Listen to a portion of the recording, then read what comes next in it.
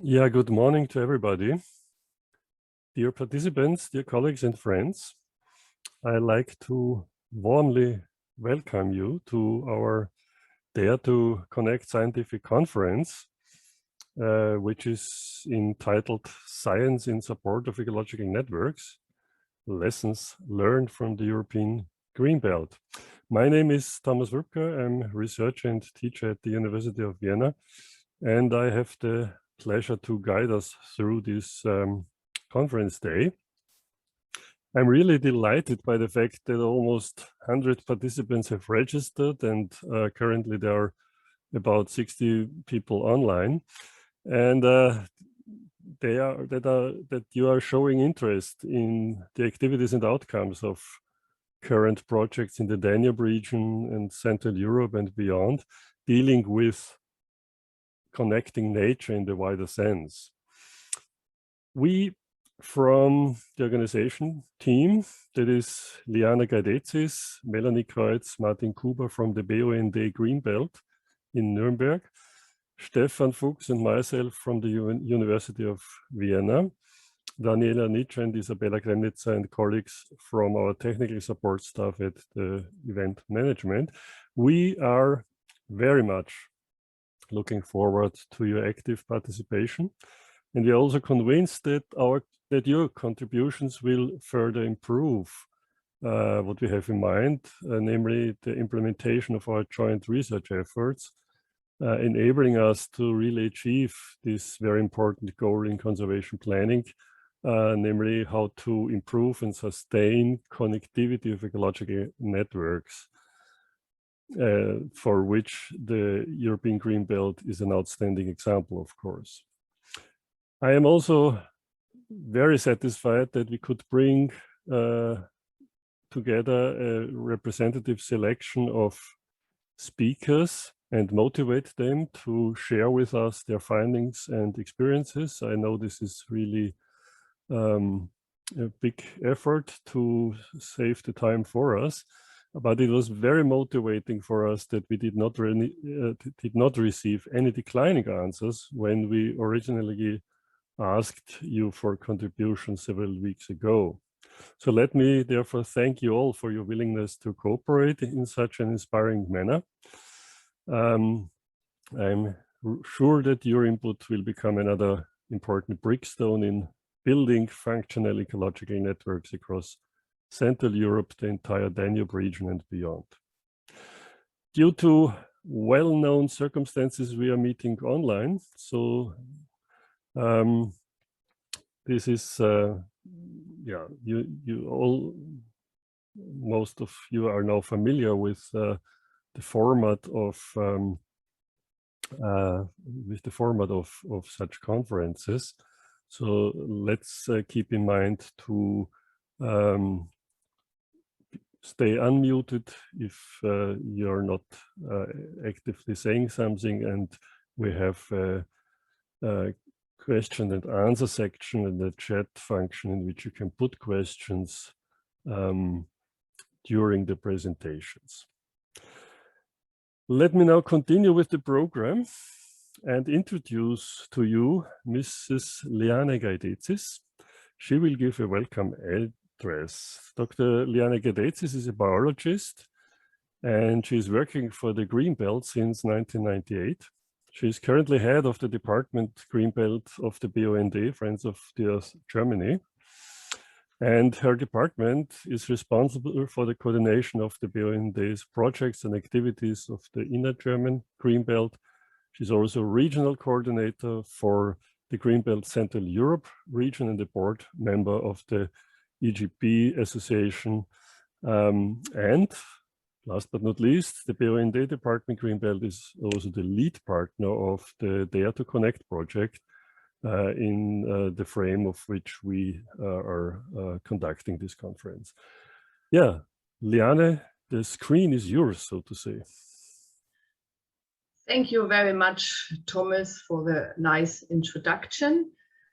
Yes, well, dear ladies and gentlemen, dear colleagues, my dear friends of the Green Belt, it is really a great pleasure for me to welcome you today to the scientific conference, which is taking place in the framework of our project Dare to Connect, which is funded by the Interreg Danube Transnational Programme of the European Union. This conference was, of course, once planned as a face-to-face event, but in these special times, Thomas mentioned already, we are glad that nevertheless we can hold this event online. Yesterday, during our Pan-European Green Belt Reconnect Forum, we already talked about the challenges and future developments in and after this pandemic. And I know a lot of you joined our event yesterday already. First of all, let me now thank the University of Vienna, Thomas Wipker and his wonderful team as partner in the Interreg Project for the organization of this scientific conference. I'm very happy that probably a lot of known people are participating in the conference. I cannot see you at the moment, but I guess also a lot of new ones are participating. And I hope we can also inspire the new colleagues of the European Green Belt, this fascinating ecological corridor and memorial landscape through the whole of Europe, from the Barents to the Black and Adriatic Sea, in any case, a hotspot of biodiversity. And biodiversity makes people happy.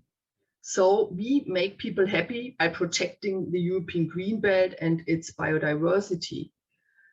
A European study found that a high level of biodiversity in the immediate vicinity is just as important for life happiness, for life satisfaction as income. This was determined on the basis of data from the 2012 European Quality of Life Survey of more than 26,000 people, adults, from 26 European countries. And according to the study, a diverse natural environment plays an important role in human well-being throughout Europe, even beyond its material benefits. So I think this is a very important message that we should always keep in mind and we should actively use for our daily work. One of the threats to the survival of many animal and plant species, as we know, is the destruction or fragmentation of their natural habitats. The preservation of landscape connections in which animals and plants can spread freely from one habitat to another is therefore an essential component of nature conservation strategies in Europe and of course worldwide. Therefore, a sound scientific understanding and good data on connectivity are an important basis for nature conservation measures.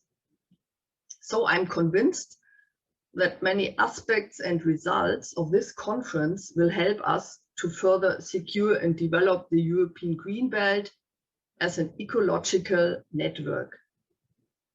And finally, that this will also bring us closer to our goal of designating the European Green Belt as an UNESCO World Heritage Site in the categories of nature and also culture.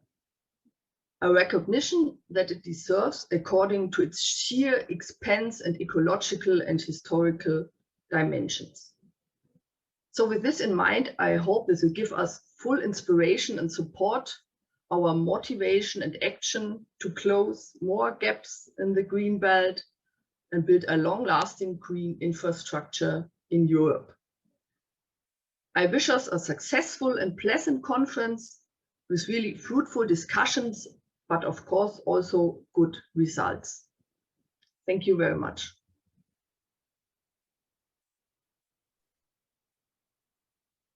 Thank you, Liane, for this very motivating welcome address.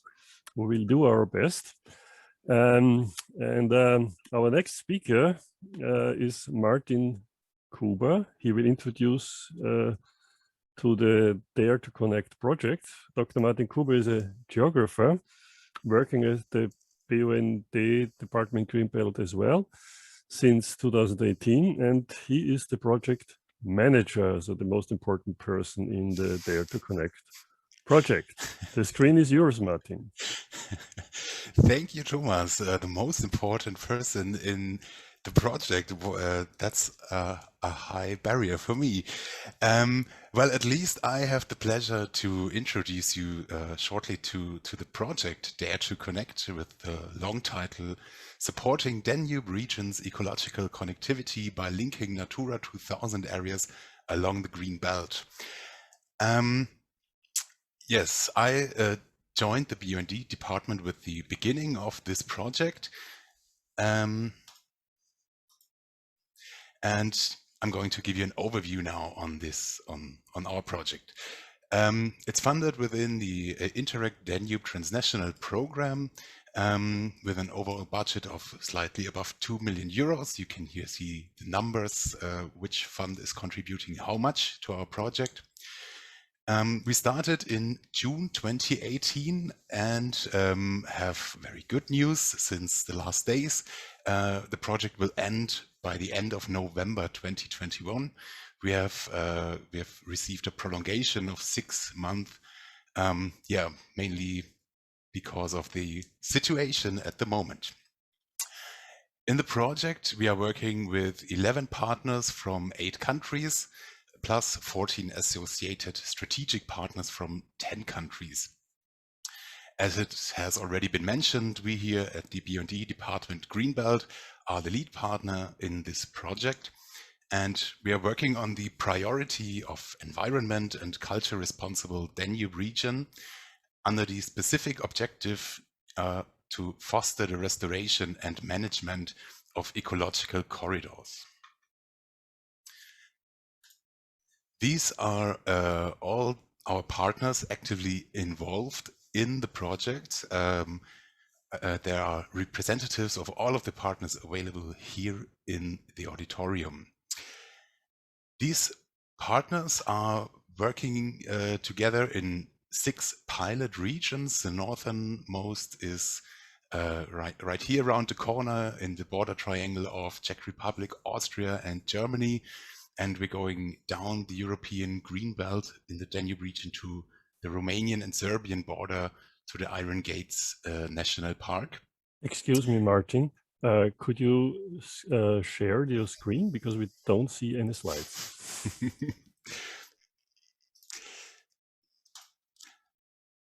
I'm sorry. Okay. No, it's okay. No, it's perfect. So for the record, these are the information on the project, the logos of the partners. And now we are here. You can see the distribution of the pilot regions. Within the pilot regions, people are working on slightly different topics, depending on the topic that is essential to them. So for example, in our pilot region 1, we are focusing on green land habitats, on species-rich open land habitats. And for example, in pilot region 6, the Danube River oxbows, there is a focus on the restoration of wetlands. An overreaching part of the project is the work. Oh, sorry. The main objectives of the project in an overall perspective is we want to contribute to the implementation of the EU strategy for the Danube region, and this happens by the further development of the connectivity of protected areas along the green belt in the Danube region, which contributes a backbone of the EU green infrastructure. We, from the start, wanted and did this by the identification of ecological corridors between the existing Natura 2000 areas as well as other protected areas along the EGB in the Danube region, and maintain and enhance the ecosystems and their services that we find there. We also have a focus on improving the capacities and the level of transnational and transboundary cooperations between GOs, NGOs, and on a policy level. This is also an overreaching aim of the work at the European Green Belt. And of course, we also want to support the aim of the European Green Belt Initiative to nominate the European Green Belt as a UNESCO World Heritage, as Liana already mentioned. I'm going to give you a very short glimpse on the technical issues that we dealt with in the project, because you will hear this in more detail in the presentations that come mainly in the morning.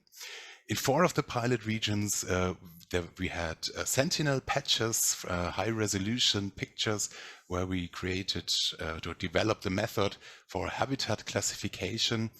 And this is the example of our pilot region 1, where we focused on grasslands, as I said, where we already find that we can use these results for detailed planning of implementation measures. In this case, we already had connections to other projects and see how valuable our results are for the implementation. You will hear about that more in the afternoon by Tobias Windmeiser.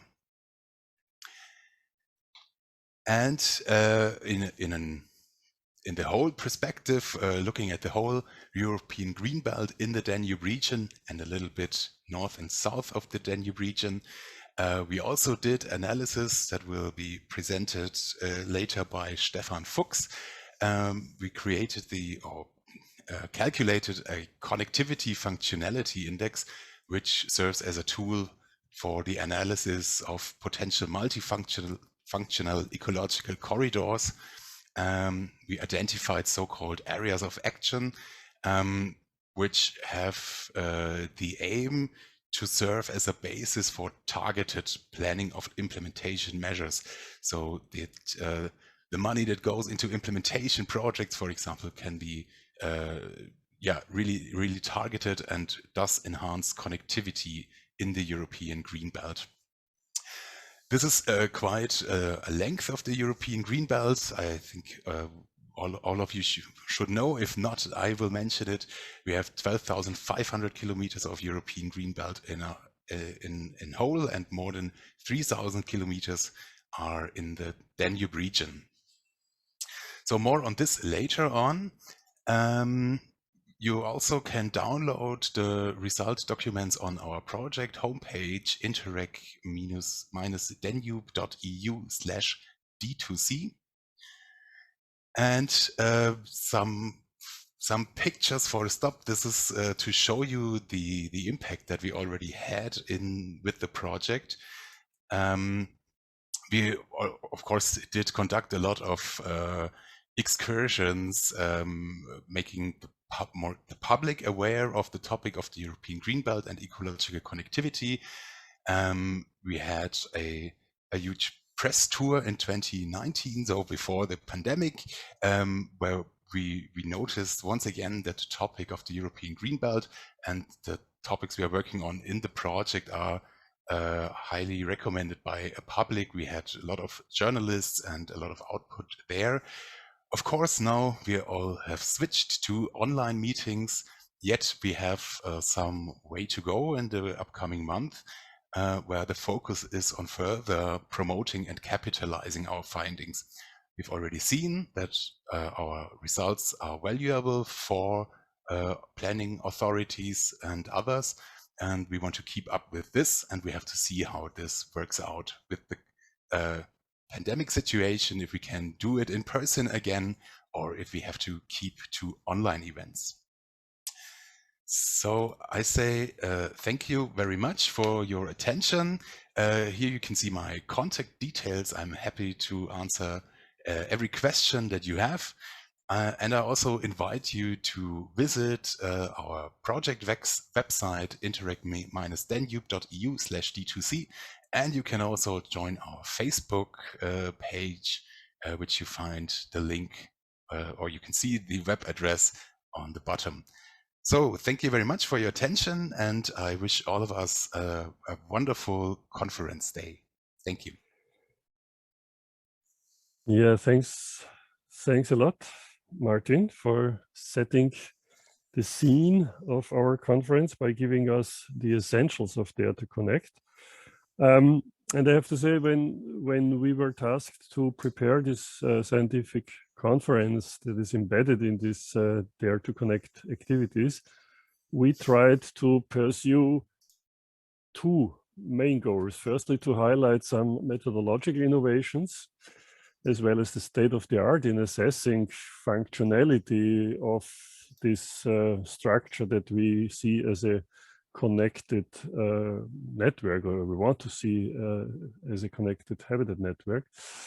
So this is more or less the technical side of it, which is fascinating enough for a researcher like me.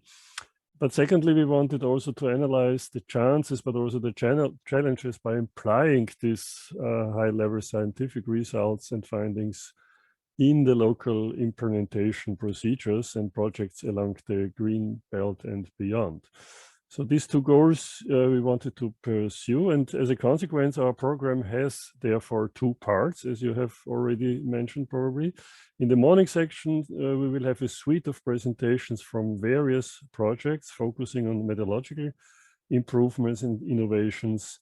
In a stepwise approach, we will get from the utilization of remote sensing products to connectivity analysis and multifunctionality assessment.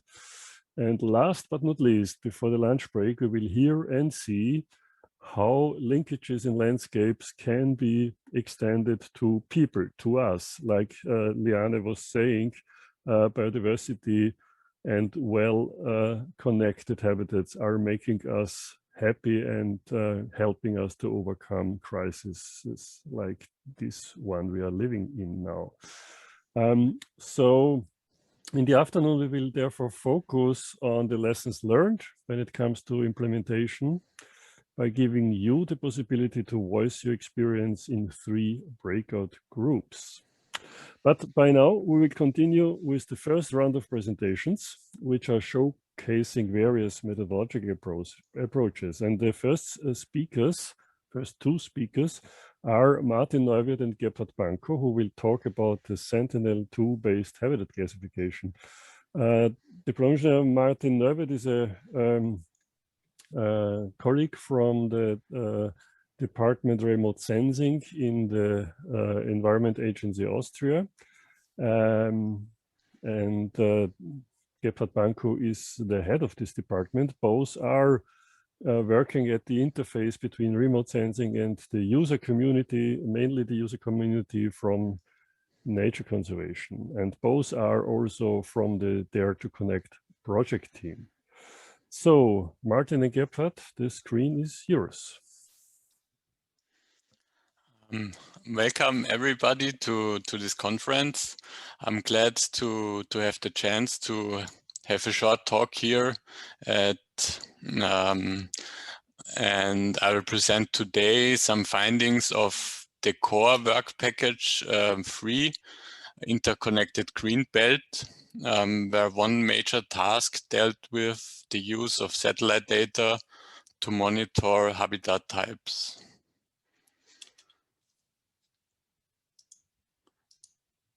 So the main objective of this work package was, on one hand, to develop monitoring methods for the assessment of Natura 2000 areas within 4 pilot regions by the use of remote sensing data from EU Sentinel satellites.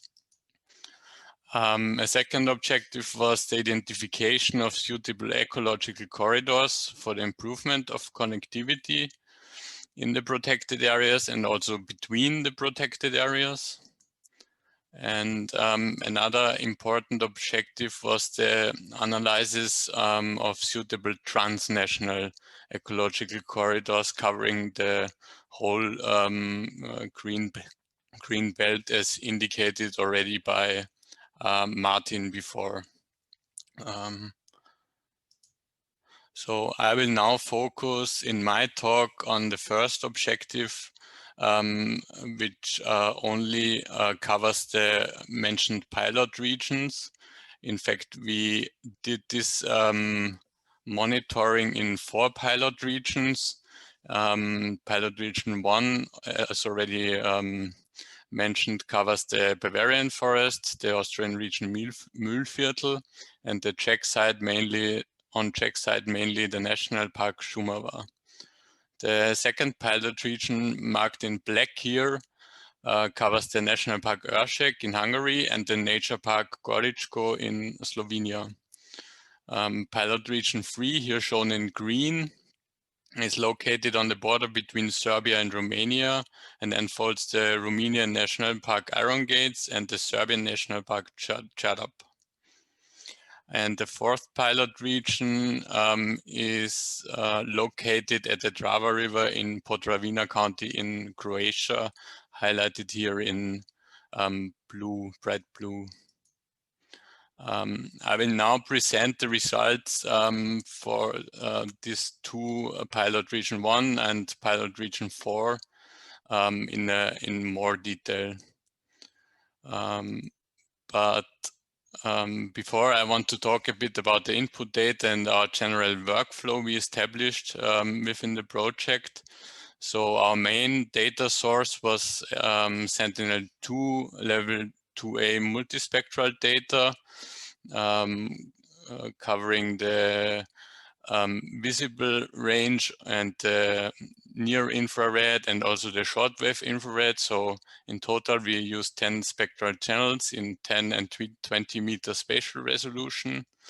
We also derived some vegetation indices, biophysical variables, and we used for sure reference data with broader habitat types inspired by the UNIS classification system. So to shortly show the workflow in the first step, so we set up a virtual environment at the Earth Observation Data Center in collaboration also with the Main University. And we there also had access to the Vienna Scientific Cluster. We accessed all the Sentinel data through their archive, where they provide the level 1.0 raw data. We then ingested them in a system to be able to do the atmospheric correction and the cloud screening to remove wrong values in the data. From this corrected data, we then calculated the mentioned vegetation indices, which better describe the state of the vegetation on the image. And also these biophysical variables were derived with this system. We then, for the classification of the habitat types, selected the best images, let's say like this, so images with low or no cloud cover. And then did the feature extraction based on the reference data sets to get training and validation data for our classification model. For the classification, we used the random forest classifier, which is widely used in remote sensing research, and the scikit-learn package in Python 3. Here also the credits go to the team of the University Vienna and Markus Pöchtrager, who cannot be here today, but developed the main parts of the Python code. The result of this classification was then a map with broader habitat types, which was then used in the next step for a morphological spatial pattern analysis and the connectivity analysis. So only shortly to talk about the random forest. As already mentioned, it's widely used in remote sensing research, and especially a very satisfactory method to classify multispectral images. In general, it's based on the concept of decision trees, and creates hundreds or thousands of them and counts the vote of the resulting class, and the majority vote then is the defined broader habitat type in our case for each pixel. Yeah, also to mention, we did a pixel-based approach here to classify the broader habitat types. Directly shifting to the results of pilot region 1, which here is presented within a map with 12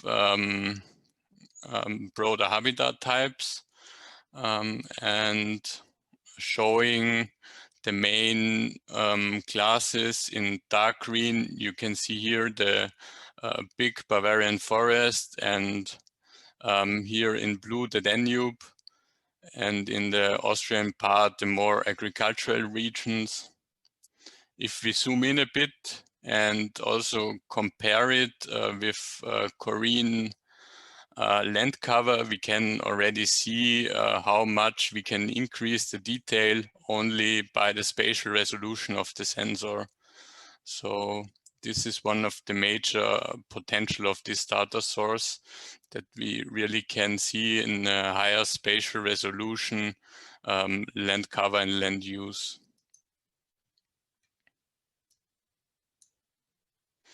The accuracy assessment of the model shows that we can really good classify, for example, the three forest-related classes, and achieve here quite high class accuracies, whereas the specific, very high detailed level 3 habitat classes do not work out in the classification very well. Overall, we achieve a very good accuracy of nearly 90%. For the model parameters, we used 1,000 trees to do the model, and we had 623 input features. Compared to the ground truth, because many of our colleagues have been in the field and really monitored the habitats on the field, it also shows that we can classify habitat types, especially the level 1 and level 2 classes in the UNIS scheme. When it comes to level 3 classes, it's getting tricky, but still there is potential to derive accurate habitat maps with this data source. The second pilot area I want to present here is the Trava River in Virovitica Podravina.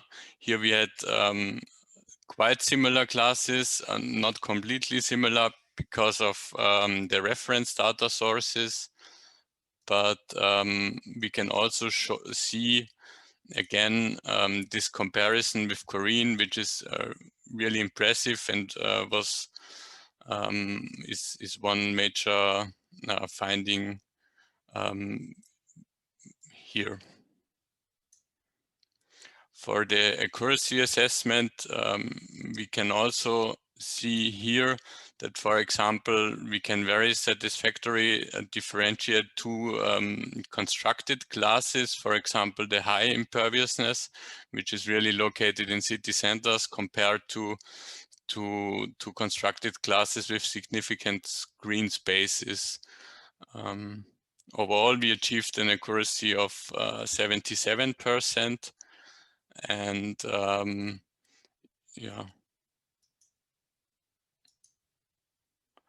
Now before I hand over to Gebhard, I would like to close my talk with 3 conclusive remarks. So the combination of this temporal, spectral, and spatial resolution of Sentinel-2 data is really unique and creates new possibilities for remote sensing of biodiversity.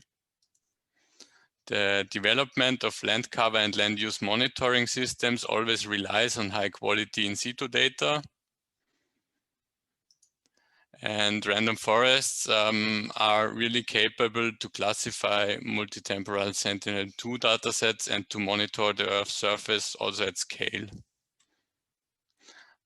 Thanks for your attention, and now I hand over to Gebhard.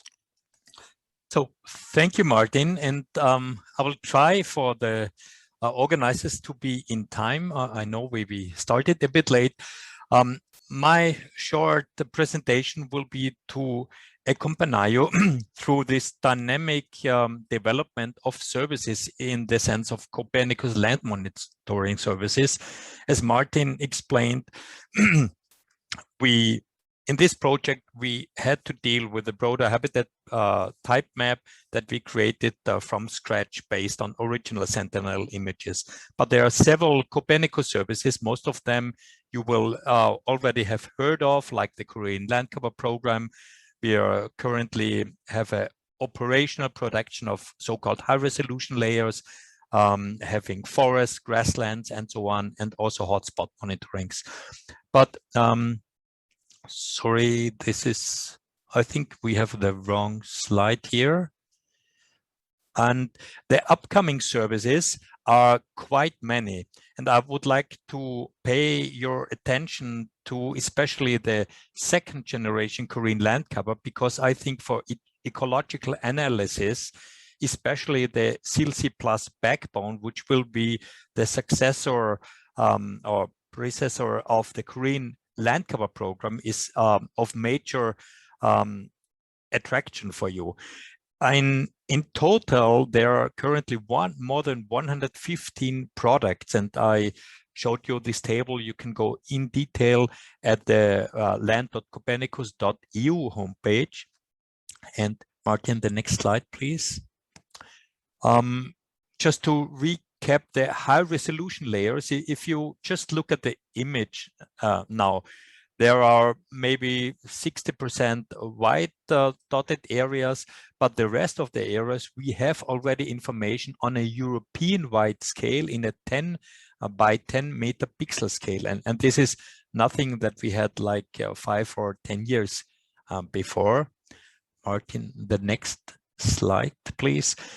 And more we go into the question, not only the identification of habitats, but also identifying the conditions of the ecological status. And as you see, for example, for grasslands, we deal with the question, how intensively managed are our grasslands? And from remote sensing, we can receive some proxy indicators. We cannot measure how much manure or fertilizers are brought up, but we can measure some management interventions, like in the best case, for example, for grasslands, mowing events, which are again an indicator for the intensity.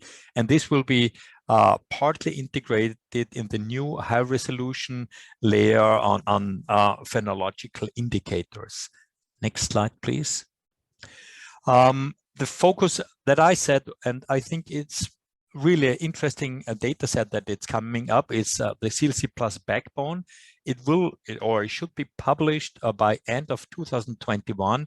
And it will be the first time that you really have on a large scale, European-wide scale, small areas. We are speaking of 0.5 hectare in a vector data set, because we often have the problem that the borderlines between, for example, two managed arable fields are not identifiable if you only classify it in a raster and pixel-based data set.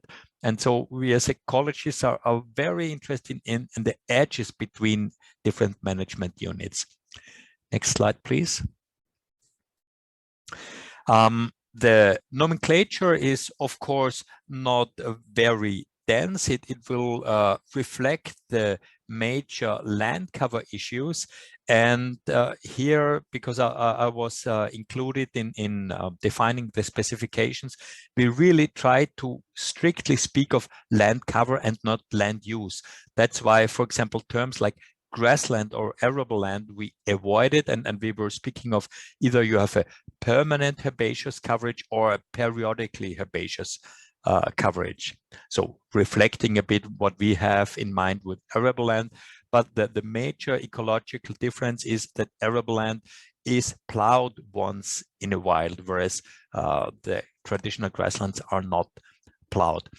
And this is to give you a glimpse how it can look like. Then finally, and this is another product that the European Environment Agency is currently working on, is to integrate all this kind of data in a grid database. And in the grid database, you will have, using a database query, the possibility to reflect on the percentage values. As you see here, we will ingest this CLC backbone. Next slide, please. We will overlay all this data using a 100 meter grid, and then we have exactly information on attributes on this 100 by 100 meter grid that can be queried using traditional SQL query languages. Next slide, please. So for me, the future options is this development of the services is very dynamic currently, and by end of 2021, we will have the first new data set on whole of Europe coming from CLC plus backbone. We have a row of thematic data layers having phenological indicators. And I think in combination with what Martin showed, the additional analysis using these data centers, like in Austria, the Earth Observation Data Center, or on a European-wide scale, the data information and access systems, where we have 4 currently in Europe, will really enable us to further go into detail on this broader habitat differentiation and condition assessment. Thank you, and I think the last slide are our references, and then you have the contacts for your convenience. Thank you. Yeah, thank you, Gebhard, for this very interesting insight into the also new developments on the field of remote sensing and related services. The next speaker is Florian Dansinger, who will present an approach of ecosystem service assessment. So we are now switching from land cover or broader habitat to the services provided by them to society. Florian Dansinger is my colleague at the University of Vienna, Division of Conservation Biology, Vegetation and Landscape Ecology. He has received his Master of Science in Biodiversity Management and Conservation. He's currently working on several research projects, and he's very often tasked in these projects to bring science to people due to his outstanding communication talent. Yeah, Florian, the screen is yours, please. Yeah, we are a little bit behind schedule. Hopefully you can. I will hurry up. Okay. Thank you very much, Thomas. Good morning, fellow colleagues. Welcome to my presentation on analysis of multifunctionality using an ecosystem service capacity matrix. In this talk, I would like to give you a short overview how we implemented the concept of ecosystem services, or rather landscape services, in the Interreg Dare to Connect project to support the tasks of functional connectivity assessment and planning using satellite data-based habitat maps, as Martin showed you just before. Before we actually get into the matter, let me shortly show you how the analysis of the provision of ecosystem services was embedded in the actual work plan of Dare to Connect. Work partner, as work package leader of work package 3, our research group focused on the combination of methods dealing on the one side with spatial as well as functional aspects of landscapes along the green belt in the Danube region. Provision of ecosystem services by these landscapes was an important aspect since there was a strong focus also on issues like the enhancement of connectivity, the identification of suitable ecological corridors, and also the analysis of potential implementation measures, we had to find an easy to use and efficient approach for the ecosystem service assessment that is also easy to communicate with stakeholders and decision makers. We therefore came up with a solution for which that applies, mainly analyzing multifunctionality by using an ecosystem service capacity matrix. Capacity matrices are a widely used tool for assessing ecosystem services, and they are principally just a lookup table that connect land cover types or habitat types to ecosystem services or landscape services potentially provided. In there to connect, we used the geodata of broader habitat types based on the machine learning approach by processed sentinel data that Martin and Gebhard just showed you. And coming back to our objective of applying an efficient and easy to use method, you can imagine by just thinking about how to measure some of these services like climate regulation, maybe in tons of sequestrated carbon per hectare per year of a patch of semi-natural grassland, or the aesthetic value of a lot of mixed woodland, that is anything but trivial. And of course, there are sophisticated studies on how to precisely measure type and quantity and unit of these different services. But as you might imagine, these assessments are not very suitable for entire landscapes or even the green belt or large sections of it. Due to the nature of scale and focus in Data Connect, we applied the concept of landscape services by Dolf de Groot et al., which considers a landscape to provide services through its multifunctionality and the processes that emerge from a set of unique ecosystems, taking also into account both the natural and human modified habitats, and also transformed landscapes. And this is also the case for large sections of the greenbelt.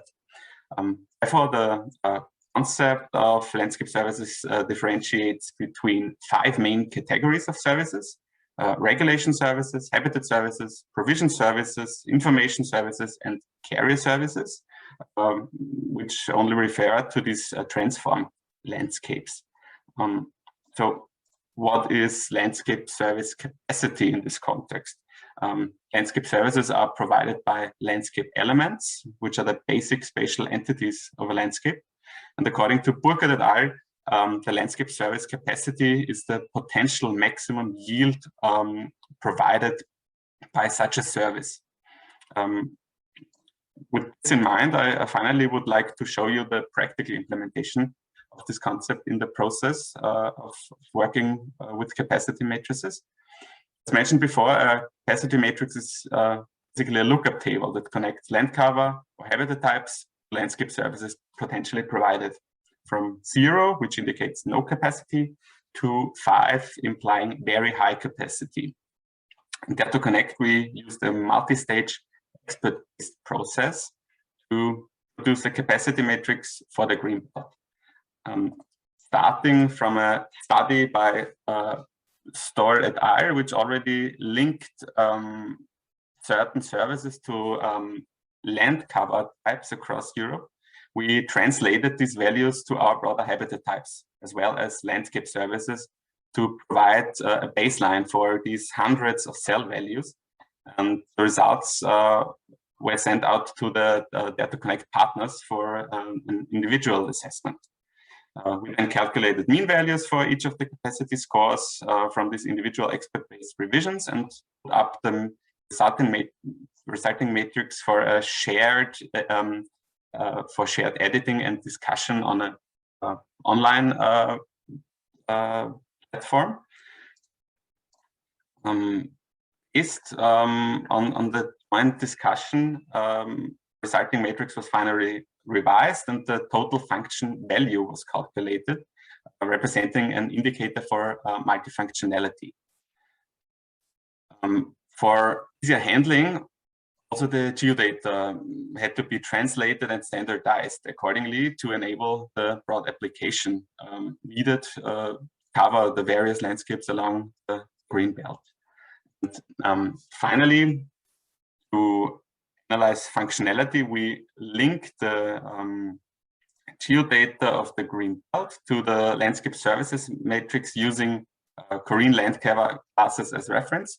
And where it was possible to map single landscape services, but also main categories, and the total function value, which is the total amount of capacities of all landscape services provided by certain land cover classes. As an example, here you can see the classification of broader habitat types in the project region Šumava. Martin showed you also this map before. On the regional scale, you can either show single services or, as you can see here, aggregated main categories of functions. And these could map and they really show a differentiated picture in the provision of these services in the area. And to display the whole spectrum of multifunctionality, we also map the total function value mentioned before, highlighting especially areas that provide numerous benefits for human well-being, the importance of natural and semi-natural habitats, providing the broadest range of services, stands out the most, as you can see here in the area of the Šumava National Park, in a very dark green versus the urbanized areas offering much less services also to humans. So not only biodiversity, our goal is to strengthen diversity and connectivity of landscapes, but also to offer a better provision of landscape services to people living in these areas. Method applied in Dare2Connect also provides high scalability. So from the regional application, like in the pilot region Šumava I showed you just right now, to the transnational perspective, as you can see here on the green belt, but also down to the local scale. And as an example for the high scalability, here you can see an example section of a small town on the local scale, also located along the green belt, but from another project, namely Magic Landscapes, which my colleague Christopher Maas will present to you in detail later. And I just want to highlight here the highly detailed view could serve to detect areas of interest for interventions and communicate the benefits of multifunctional landscapes. In summary, it can be said that ecosystem service or landscape service analysis that was presented here is very suitable to describe the functional quality of broader habitat types and landscapes, highlighting numerous benefits for human well-being. And the resulting maps show hotspots and cold spots in the provision of certain services, main categories, or even the whole spectrum of multifunctionality of a landscape, and therefore highlight areas for intervention, for action, for improvement.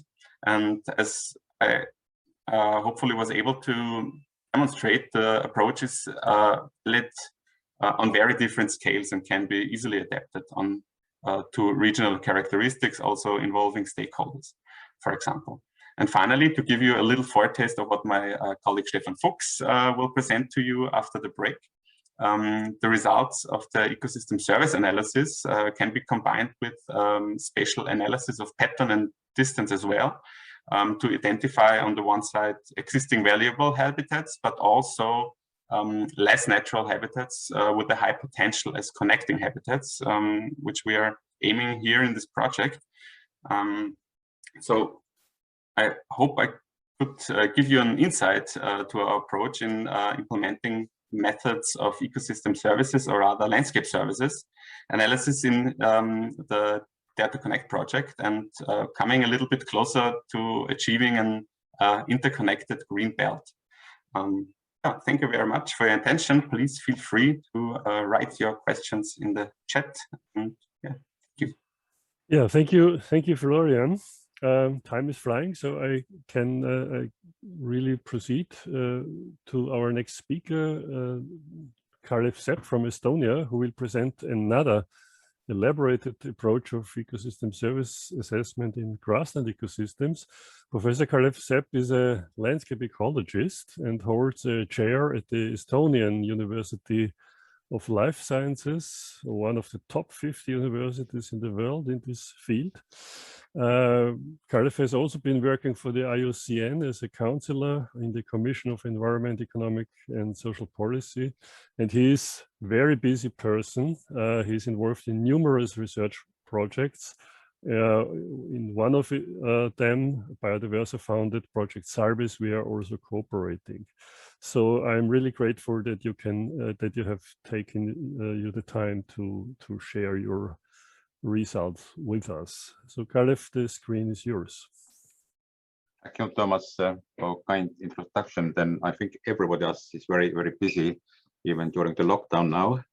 But I'm very pleased that you invited me to give an example of using ecosystem service concept in our live biogeographical project. And I also very thankful to my co-author, Miguel Viloslada. Then a couple of words about this biogeographical project, which was the live project between 3 Baltic countries, Estonia, Latvia, and Lithuania. Like every project, we had several objectives, and today I will just tell what we created in terms of integrated ecosystem-based planning tool, how to implement the concept ecosystem service in the spatial planning. But project dealt also with policy analysis, raise awareness between planners and local stakeholders. And if you would like to see the products about publications or presentations, then you can just visit the biogeographical website. Then 2 actions what I will use in my presentation.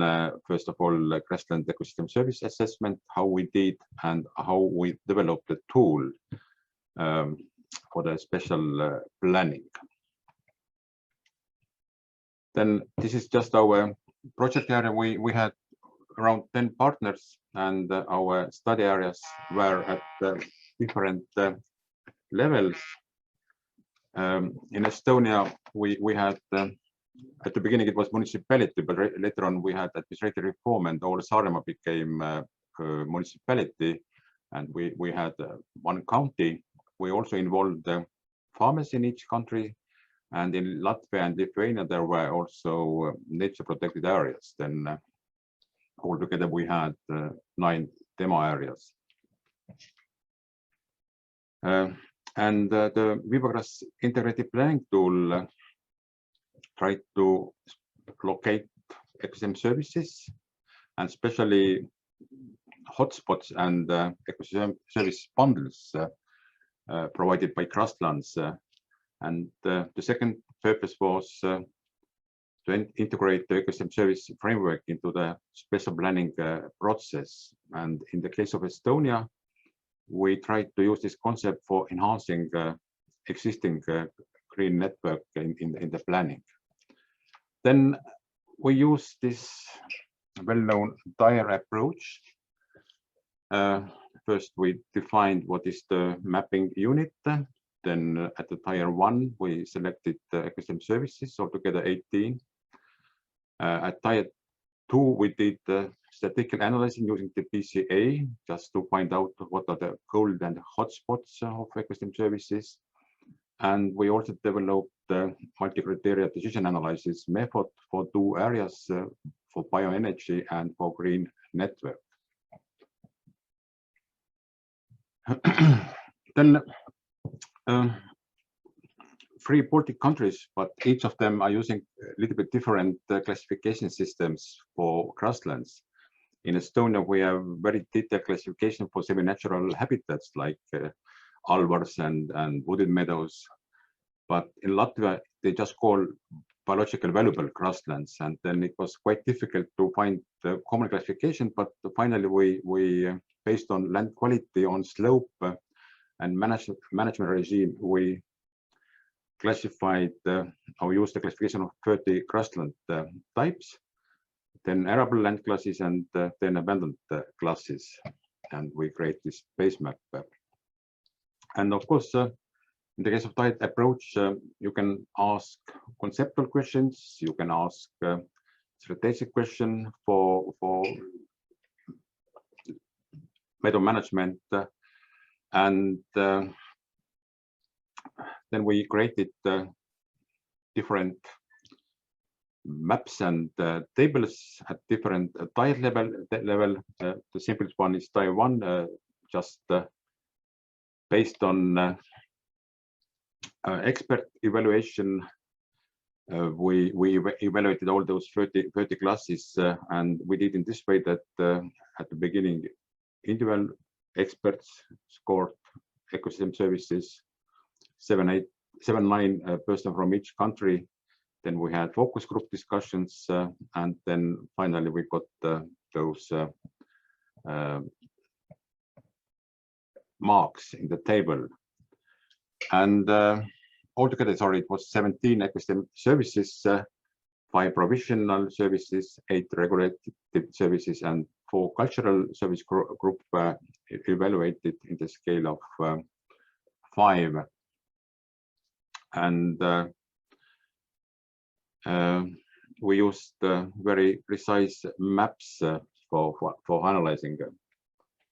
And in the tier 2, you can find synergies.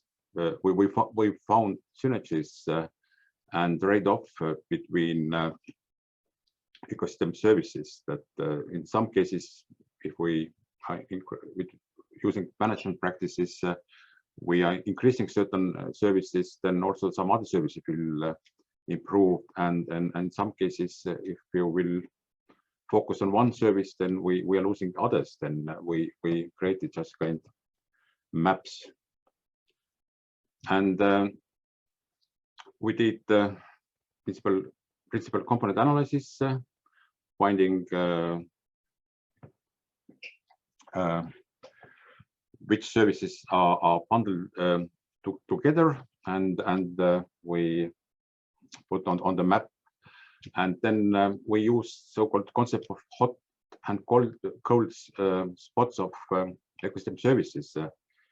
The hotspots are territories which are delivering a high number of ecosystem services at a very high level, and we should keep them. And we're talking just about grasslands, and ecosystem service cold spots are territories which are delivering large number of ecosystem services at a low level, and we should do something with those areas. Then I think it's still active. You can also have this linkage to our tool. I didn't test in the morning. It's still running or not, but at least we built up this tool with several layers and possibilities to analyze. And at the tile number 3, we tried to use different scenarios for grassland management and looking what's happening with ecosystem services in the case of different scenarios. And we used the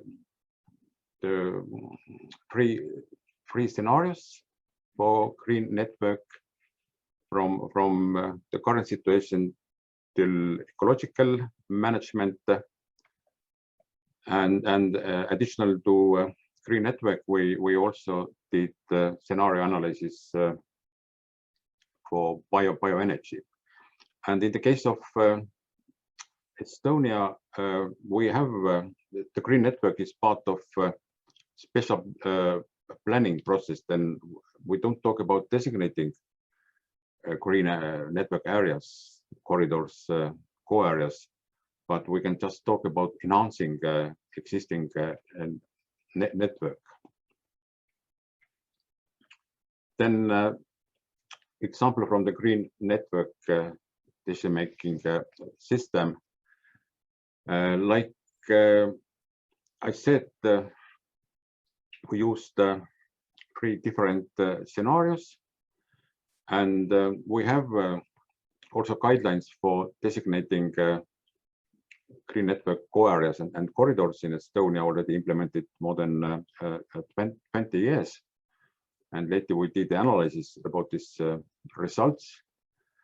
And we are just offering one additional tool,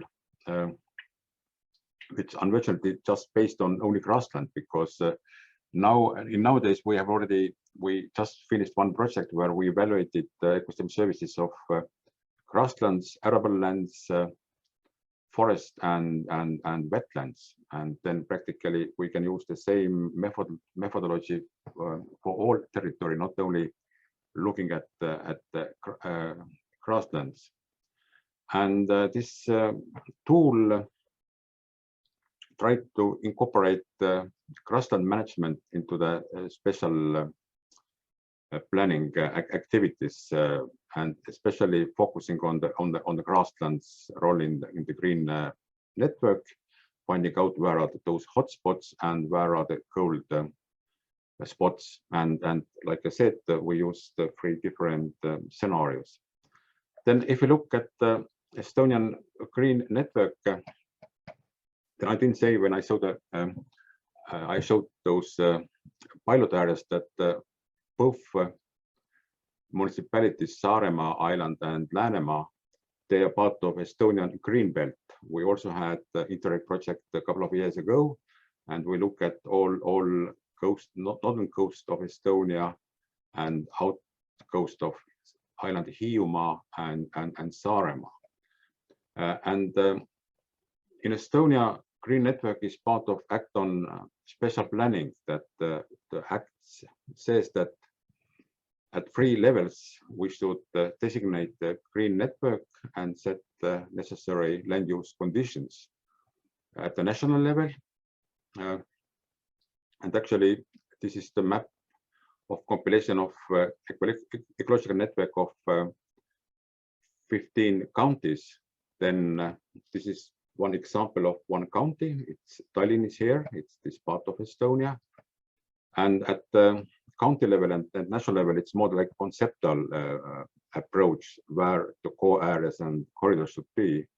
And at municipal level, you already should have very precise borders that looking at the forest borders and so on. Then we started this in Estonia in 1999, and currently it's, we have done 2 rounds of county planning already. The second one was a couple of years ago, and currently also at municipal level, special planning is going on. We had administrative reform 3 years ago. If we had before 250 around municipalities, then currently we have just 78. We merged together several small municipalities, and now we're doing new plans. And in the case of these scenarios, we use 3 scenarios. It's the bare minimum, just looking some aspects, and just looking at the habitat bundles. And you can see the existing green network, which is designated via special planning. And those red areas are areas which are valuable grasslands, which could be part of, they could be merged to the corridor or core areas. Then the second scenario was so-called medium ecological coherence approach. There are more grasslands what could be included if we will use right management practices. And the third scenario is high ecological coherence. We're looking also many regulative scenarios.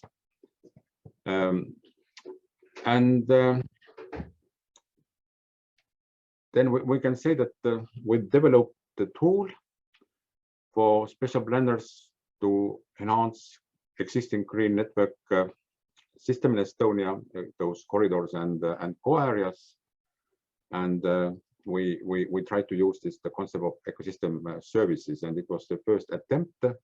When we started the project in 2015, then Estonia was practically in the last place of, if you look at the MAES parameter in Europe. And now, according to thanks to our Viva-Grass project and thanks to the project which finished just two months ago, we are already number 3. Then we have been quite successful.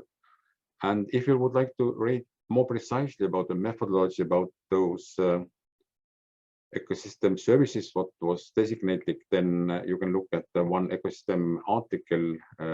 We published 4 or 5 articles about Viva-Grass project, but this was the article about the methodology. Then thank you very much indeed. I just managed with 15 minutes.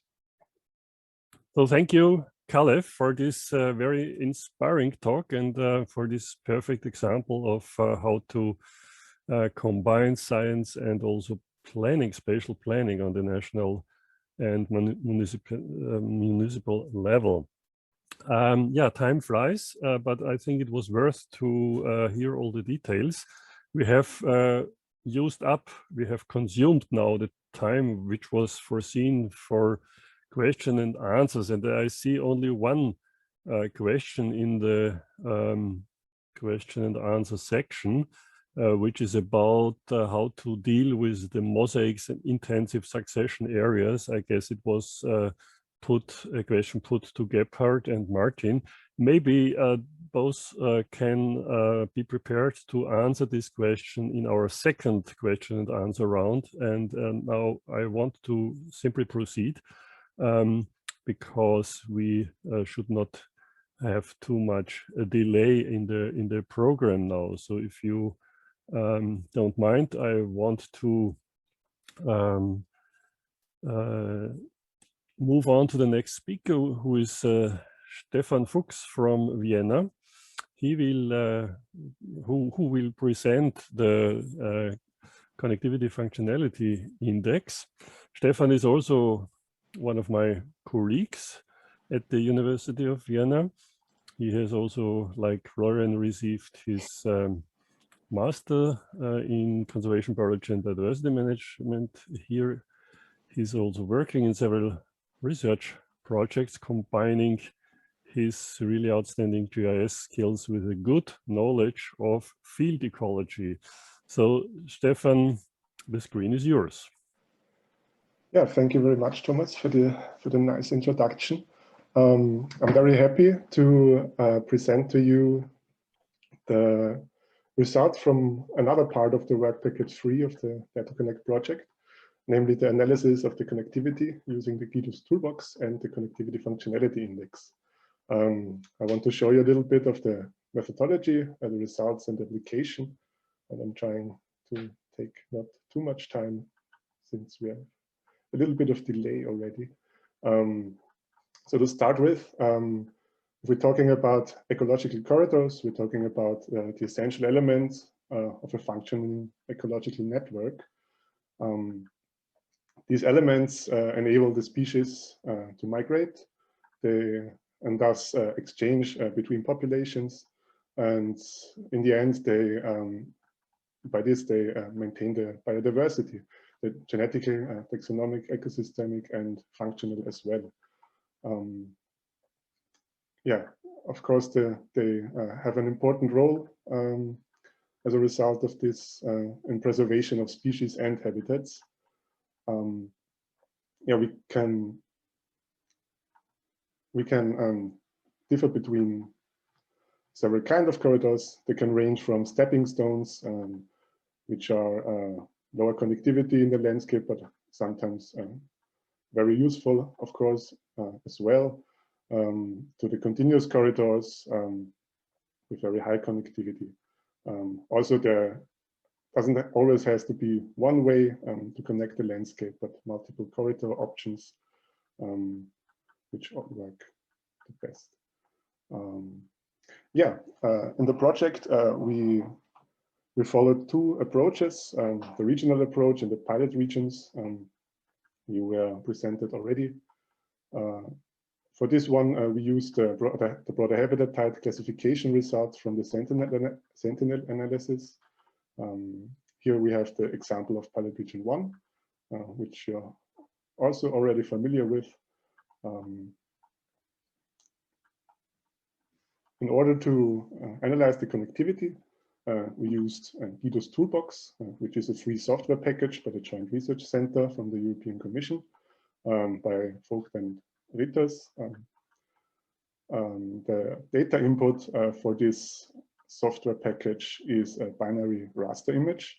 That means the foreground of this raster image are the broader habitat types or the broader habitat type of interest, and all the other broader habitat types are the background. We conducted two analyses with this tool. The first one is the morphological spatial pattern analysis, as already shortly mentioned. This is a generic and universal pattern analysis framework provided by a sequence of morphological operators. That means it segments the data input to identify and localize exclusive morphometric features. So we can describe the geometry, connectivity, and the spatial arrangement of these image components. To give you a better image of what that means, here is a little result. The foreground of the raster image gets classified, gets categorized in 7 MSPA classes. We have in green the large core areas, like larger forest patches, for example. We have the connecting elements between 2 core areas in red, the bridges. We have in yellow loops, which connect the same core area to itself. Within the matrix in gray, which is mostly very intensively used land, for example, we have islets of isolated patches that are very small, and also branches in orange, which are linear structures from one corridor, but don't connect to anything else, but still a very valuable landscape element to work with. So let's see that application in action using the pilot region 1 as example, as I said. So here you can see the results for all the broader habitat types of interest, all natural habitat types like woodlands, grasslands, and so on. And to have a better picture of this, we zoom a little bit in here between the Šumava National Park here and Natura 2000 areas at the March on the border of Czech and Austria over there. And as you can see here again, the broad habitat classification from the Sentinel data. And the next step would be the MSPA with all the broad habitat types. Here you can see the large core areas and many possible connections. And of course, it is much more useful if we choose several or single habitat types. For example, we can pick out here the Rhine-Mesic grasslands to get a good view of where are the big areas of this habitat type and where are connections already or where are possible connections to be made to have a good illustration of the patches and the connections, and also the fragmentation of the broader habitat types. So we can locate the network that already exists. The other analysis we did with the Guido's Toolbox was the Euclidean Distance that shows the influence zones inside and outside of objects of interest. So by this, it derives the pairwise proximity between neighboring objects, in our case, broader habitat type patches. So we can measure the degree of intactness and shape of the image components. The result looks like this. These distance ranges range from green colors, which is inside the borders of the broader habitat type object, to the pink ones outside of the object. And by doing so, you can see where are big and continuous patches of these broader habitat types and where's the lack of it. And also you can see the network in between, which is also very interesting if we pick out again single habitat types, like for example, broadleaf coniferous forests, or even more if we take the much less abundant grasslands in pilot region 1, on which the focus was laid also on the regional guiding principle developed for this region. So we can see here where are the hotspots and well-established networks of, in this case, grasslands, for example, which can be very small, but using the Euclidean distance, we can point out very clearly where these hotspots are and where the cold spots are, of course. And yeah, by this way, we can choose cost-efficient pathways by using the habitat proximity. Yeah, there it is. On the other hand, we followed a transnational approach. For this one, we needed, of course, a comprehensive Europe database, since the Sentinel data was limited to our 4 pilot regions. So yeah, due to the cost and time efforts, it wasn't possible to do it for the entire green belt, which would be an enormous amount of data. So our solution was the UNIS habitat classification, which already was mentioned before by Gebhardt and Martin. This European Nature Information System contains the ecosystem types of Europe and has a rougher resolution compared to the Sentinel data, but on the other hand is a very comprehensive and on the transnational scale sufficient spatial resolution. The thematic resolution would be the UNIS level 1 and 2. And yeah, the next step was, of course, to adapt the data set to our broader habitat types. So we translated this in the manner we already did with the Sentinel data to get a continuous broader habitat type data set throughout the entire green belt. And with this, we could start to combine the results from the conducted connectivity and functionality analysis to receive the connectivity functionality index. And to do so, we had to create indices for each parameter. So we scaled the MSA component, MSPA components from 0 to 1, and did the same with the functionality result. So the total function value already mentioned from my colleague before. And then we merged these two indices and created the mean value of them and could use it as the connectivity functionality index. This index is an indicator for the areas with high potential and multifunctional corridors between the protected areas. So it points out the elements which have, on one hand, a very high connecting value and also a high functional, multifunctional importance.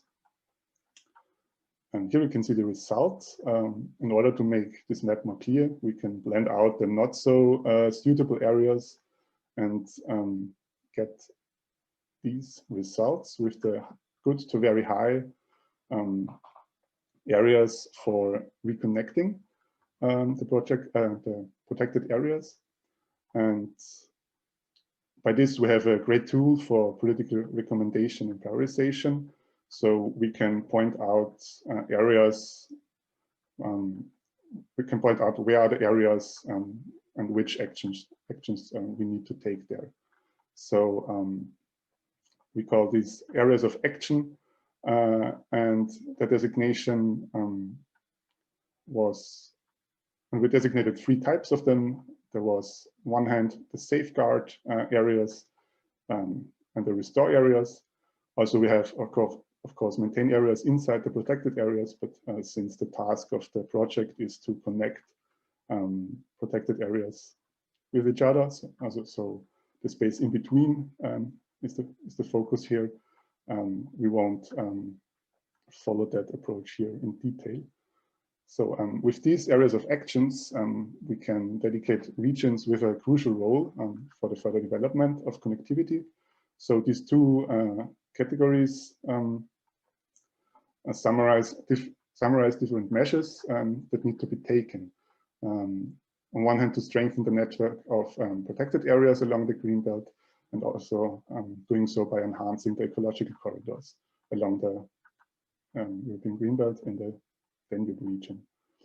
So we have, on one hand, the safeguard areas, which are located outside of the large existing protected areas. They have a high potential as a multifunctional corridor, and the future measures that need to be taken should mainly focus on preserving these already existing structures and habitats to improve the ecological network, and probably they lead to new to the designation of new protected areas, but not necessarily, of course. And what also should be done there is to prevent any worsening of the situation, of course, so that these valuable habitats won't transform into intensively used land, for example, or hedgerows that get cut down and so on. Yeah, we should try in these safeguard areas to amplify and enhance these multifunctional corridors wherever possible. On the other hand, we have the restore areas. These areas are, on one hand, outside of the existing protected areas and have a low potential as multifunctional corridors. So the focus on future implementation of conservation measures should focus on the reinstallation of the functional elements and also of the restoration of the existing ones, which may have lost in value. And it goes without saying that we also have to consider the existing valuable landscape elements as well, of course. Yeah, so here we have a few examples here from the German and Czech border region. For example, in between the National Park Šumava and the Natura 2000 areas in the northwest, we see here an area for safeguarding, since we have a lot of multifunctional corridor, potential corridors in between. On the next example, we can see the border region of the Greenbelt at borders of Austria. Here, for example, at the Weinviertel, where viticulture is very intensively used, we can see the lack of these green elements here, and these are very good regions to use this restore approach and get in new structures to connect these very intensively used and with few structures landscapes. As a third example, I show you the green belt next to the Danube National Park, which is our pilot region 4.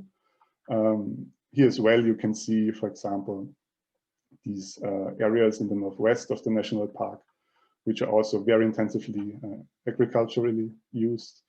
And despite having also protected areas inside, there's of course a need to strengthen the network here and get local and see how these implementations, these nature conservation measures can be implemented.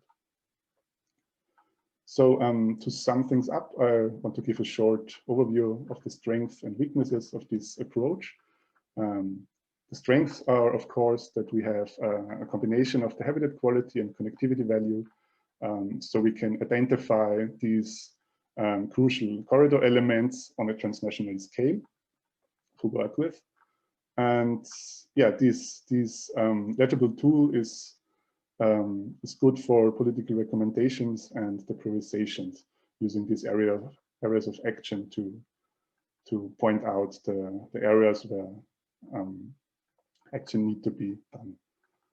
Also, the comprehensive data input and the analysis tools are freely available, so you can also use this approach on any other region you want. And yeah, the downsides of this approach are that it does not comprise of the costs of suitable actions, which need to be figured out specifically for each region or area. Also, it doesn't comprise of the willingness of the landowners and so on, of course, but yeah, that's something you need to figure out in each case separately. Yeah, the resolution, as I said, is way lower than the Sentinel data resolution with 100 meters pixel size. So it's not very usable for the very local scale, but on the other hand, you can use a local mapping and assessment if necessary for get a more detailed view on the local side. And in the case of the project at the pilot regions, we can provide the Sentinel-2 database maps for a more detailed view. Yeah, that's it from my side. I hope I wasn't too slow. And thank you for your attention. Yeah, thank you, Stefan, for almost keeping the time, and also for this very interesting talk, combining the GIS work with also the strategic implementation. Yeah, our next speaker is Mr. Christophe Lichter from Austria. He will give a talk about the Alpine Carpathian River Corridor project.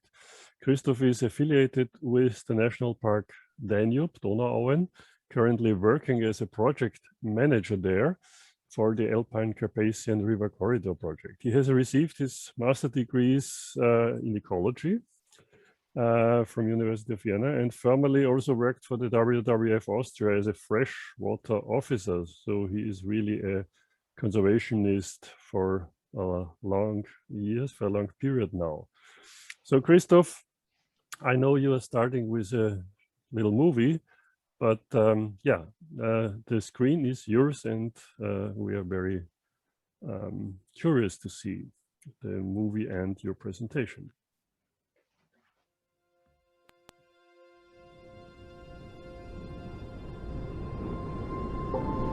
Life is movement.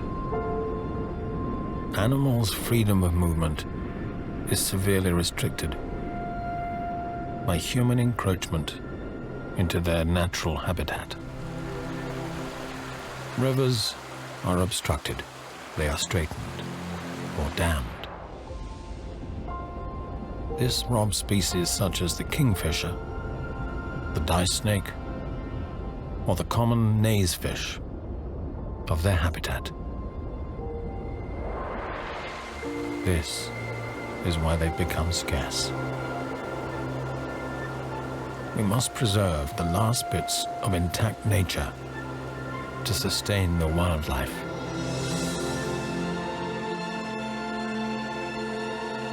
The Alpine Carpathian River Corridor is vital for this very reason. It restores the habitat for flora and fauna. It sustains diversity. The Alpine Carpathian River Corridor creates a natural network in which every species has the necessary freedom of movement, even humans. Biodiversity is dependent on our concept of responsibility. Let us protect our near-natural rivers. Let us preserve the network of life.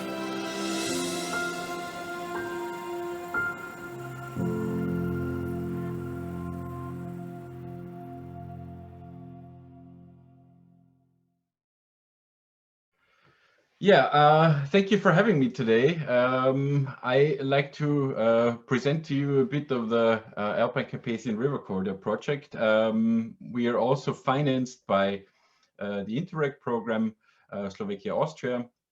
And I want to give you quick examples of the project. It's not feasible to do that in the time frame in detail. So let's get right through it. As you can see, we have a plethora of partners and supporting partners in this project from different levels. We have the ministries, municipalities, fishery associations, all of which are helping to make this project happening. Before I go into the project itself, just let me allow some words on the region where we're working. We're working in the Alpine Carpathian Corridor, as the project name of course suggested. The Alpine Carpathian Corridor is a traditional migration route between the Alps in the west and the Carpathians in the east. As you can see from the satellite image, unfortunately this region is heavily affected by human activities, of course, namely agriculture is one of the major impact factors here, with two large cities, Vienna and Bratislava, who are growing also. So this is a region that, as we can see in many other regions in Europe, is heavily affected by humans, but we still have protected areas that are intact, semi-intact. And the speciality or the interesting part here is that rivers in this part are directly connecting these still intact habitats. Of course, we are in a border region. That means transnational cooperation is key to success. The corridor doesn't stop at the border, neither do the animals or plants. So this is of course also a necessity for us to work cross-border, and by working cross-border, having a holistic approach to green infrastructure, to the implementation of green infrastructure in a bit of a broader sense.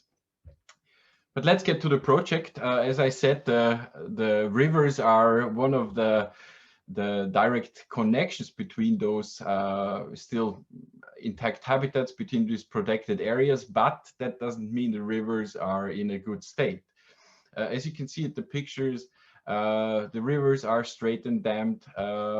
This is has a long history, mainly from agricultural reasons. And this is something we wanted to address with the project. I would say we have three pillars that we built the project goals on. One is, of course, the transnational cooperation, as I already mentioned.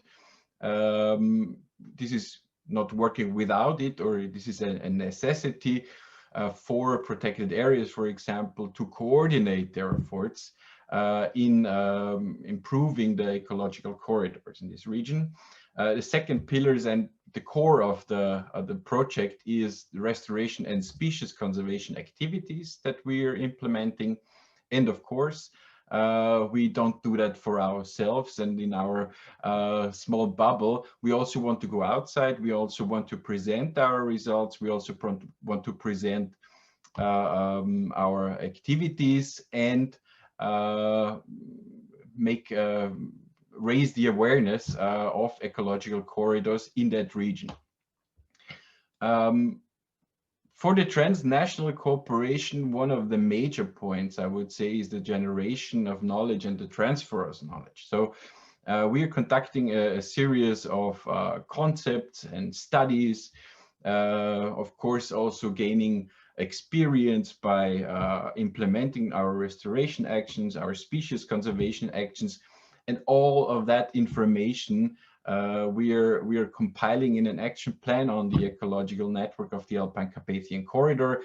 This is still a work in progress at the moment. Our project is running till summer this year. also prolonged through the pandemic. But this is one of the main features on the transnational cooperation between the protected areas, between different stakeholders, is the common knowledge base, or the creation of a common knowledge base for further actions. Then we go to the second pillar. As I said, the core of the project is, of course, the restoration measures that we are directly implementing in the area. In total, we have 13 pilot restoration actions on 5 rivers, 5 important rivers, tributaries to the Danube and the Morava in the region. The implementation of these actions is varied. It depends really on the situation we are facing there. Sometimes it's important to focus on the morphology. Sometimes it's more important to focus on hydrology, or a combination of those factors. As of course we have a bit of a time constraint, I cannot go through all the actions. So let me just give you an example of the Schwächert, which is this river here.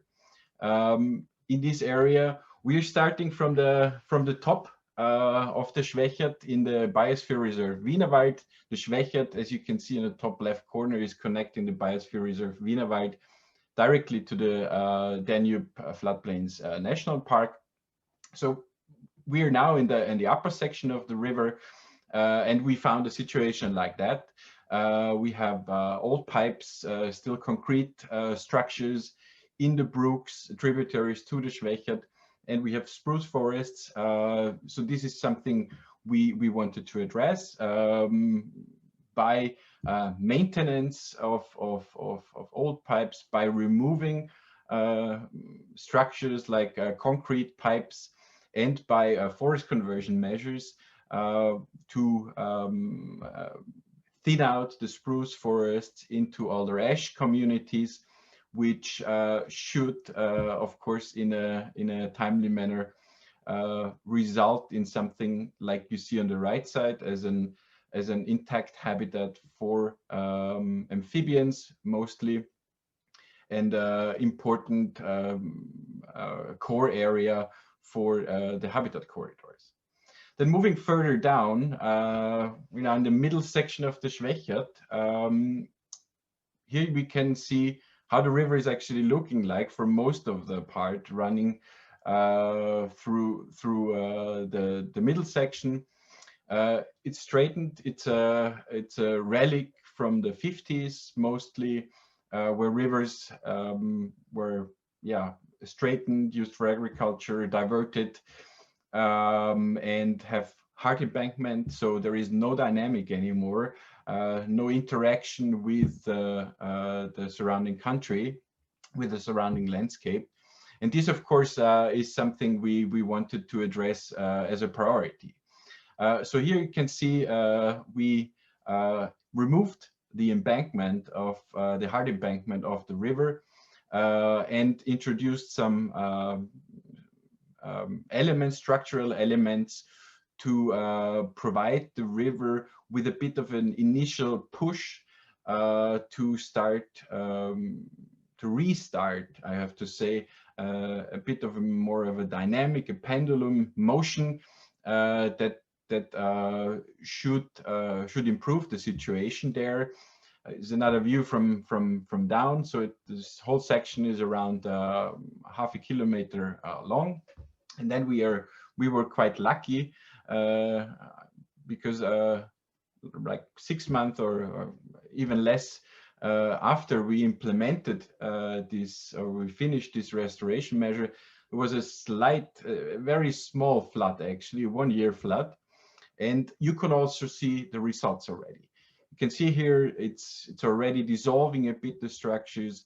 The embankment reacted very good. The river is really developing a bit of a dynamic, and this was also how to say, gifted for the kingfisher. There is a kingfisher brood pair now living in our restoration already after 1 year. Usually that doesn't go that fast. Usually those measures take a longer time to have or show an effect, actually.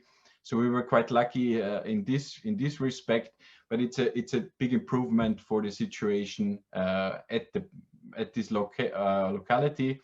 And another very positive part is the local population is very happy with what we did there. People can go to the river again, enjoy the river, see what it's like to have a more natural dynamic, not a straight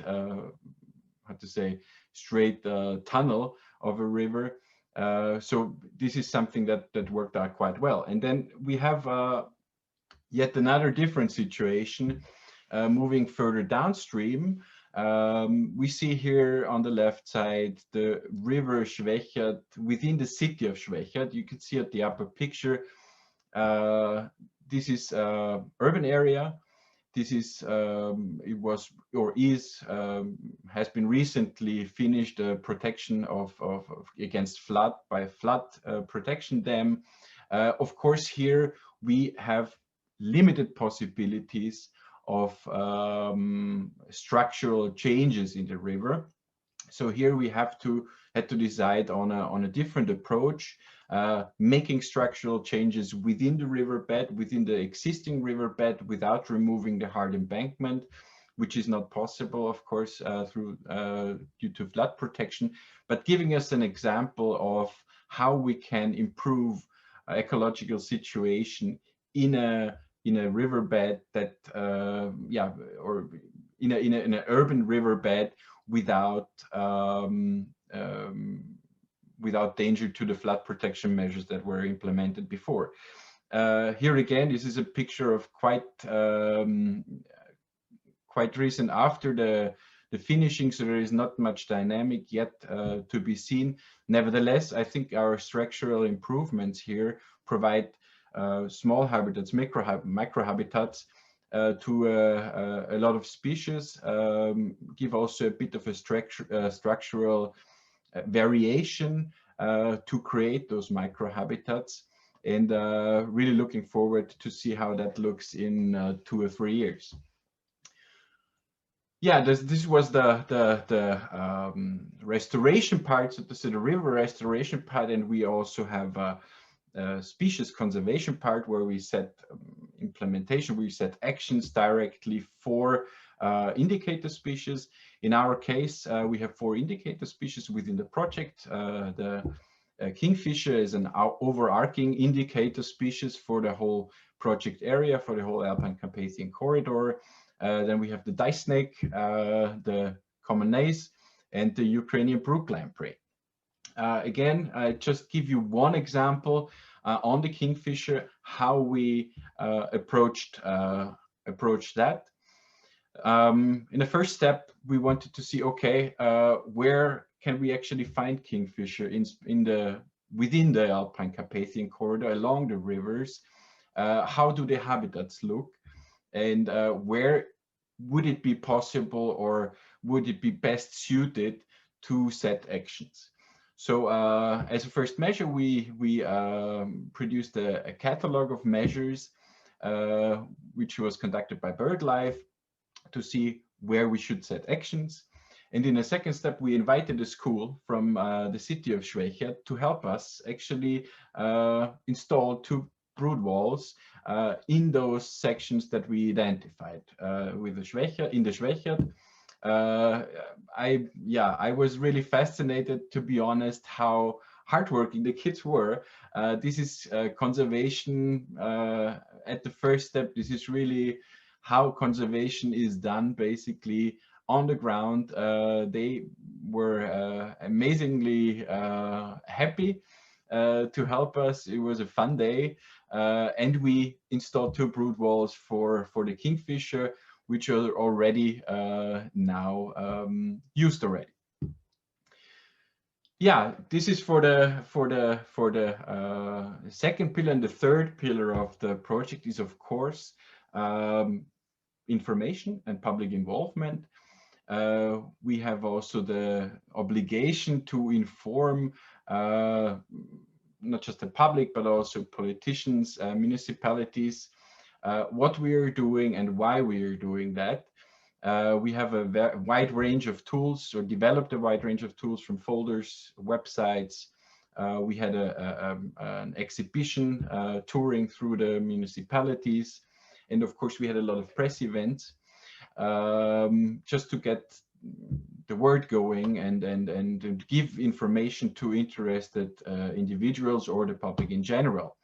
And the second part of this information public involvement is, of course, the awareness raising also, which is a very, very important part to get people understand what the value of nature, of connectivity, of habitat corridors is, to get decision makers also stand behind the actions that we implemented, together with municipalities, of course, again, and various organizations. I think that was it from my side. Yes, I tried to be very fast and quick to give time for some questions if you have one. Thank you very much for having me again, and hope you enjoy the rest of the conference. Thank you.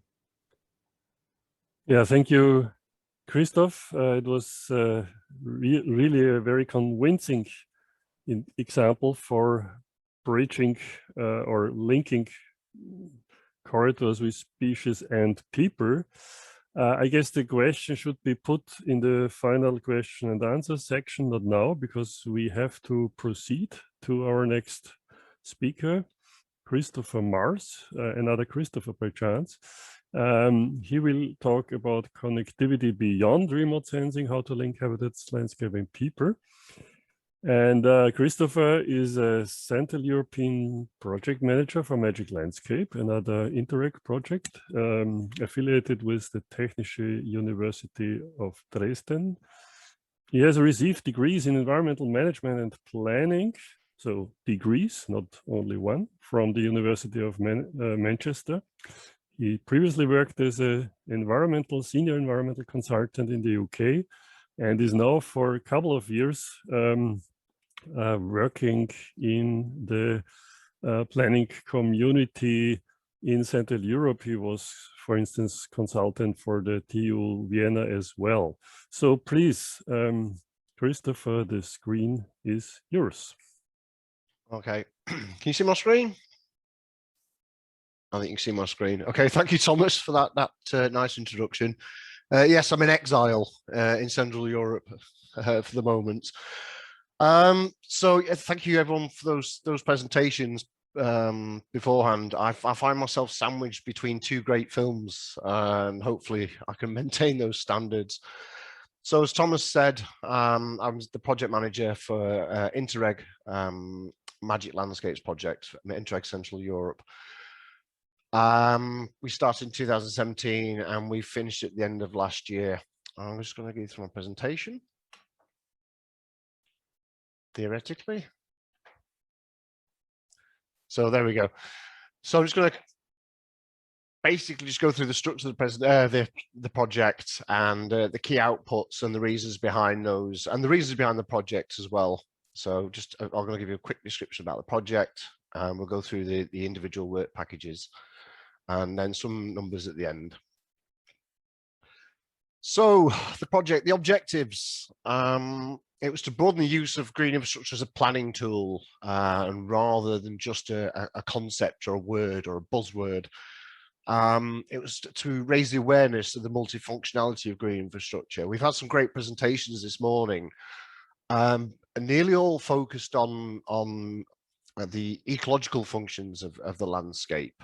And from my point of view, from my background, we using the term green infrastructure helps to connect people and communities better to those services and those benefits that GI provides, more than just ecological services. So as Liana mentioned earlier about people appreciate those spaces, and actually they add to the quality of life more than or equally to income.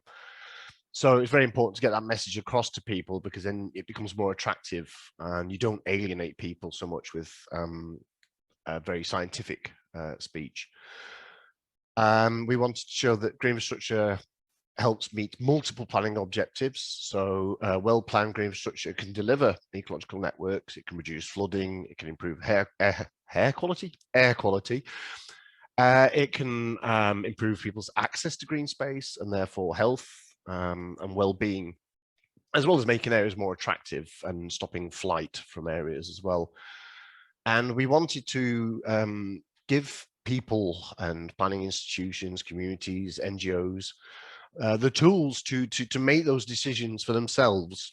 We would provide the information and approaches, and we want them to decide at the local basis what would fit for them, what are their needs.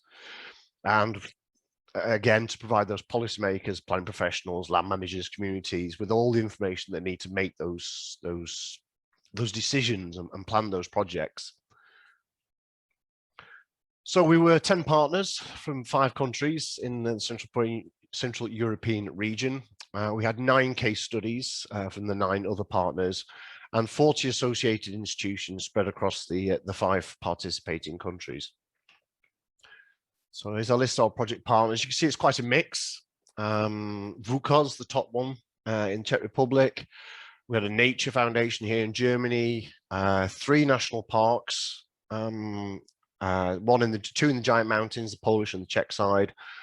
The Tietal National Park down in Austria, in Florian and Stefan were talking about it earlier. 2 Italian partners as well, the city of Turin and ENIA, which is a national organization in Italy, and ourselves as lead partner.